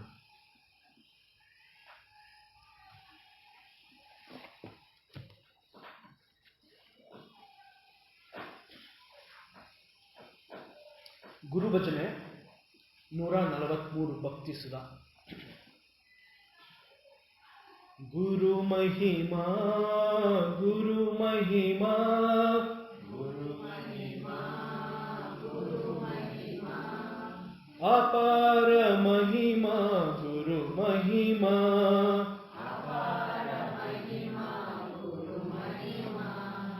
ಗುರು ಮಹಿಮಾ ಗುರು ಮಹಿಮಾ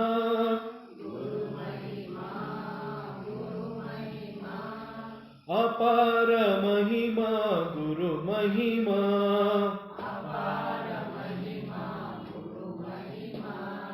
ಕಿಂ ವಚನೀಯಂ ಗುರು ಮಹಿಮಾ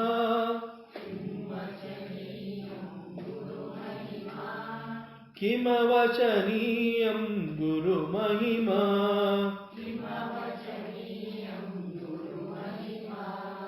ಗುರು ಮಹಿಮಾ ಗುರು ಮಹಿಮಾ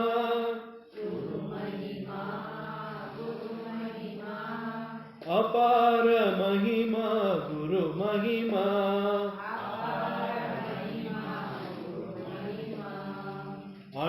ಅಣೋರಣೀಯಾನ್ ಗುರು ಮಹಿಮಾ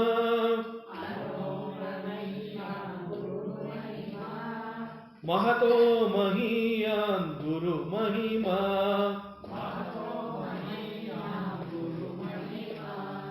ಗುರು ಮಹಿಮಾ ಗುರು ಮಹಿಮಾ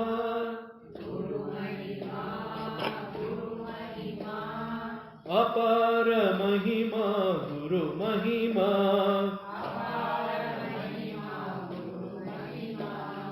ಸಚ್ಚಿದಾನಂದ ಗುರು ಮಹಿಮಾ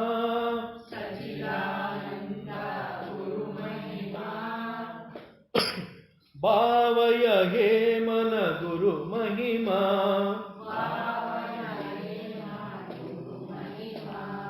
ಗುರು ಮಹಿಮಾ ಗುರು ಮಹಿಮಾ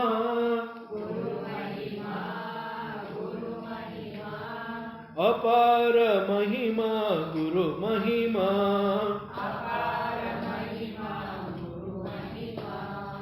ಅಪಾರ ಮಹಿಮಾ ಗುರು ಮಹಿಮಾ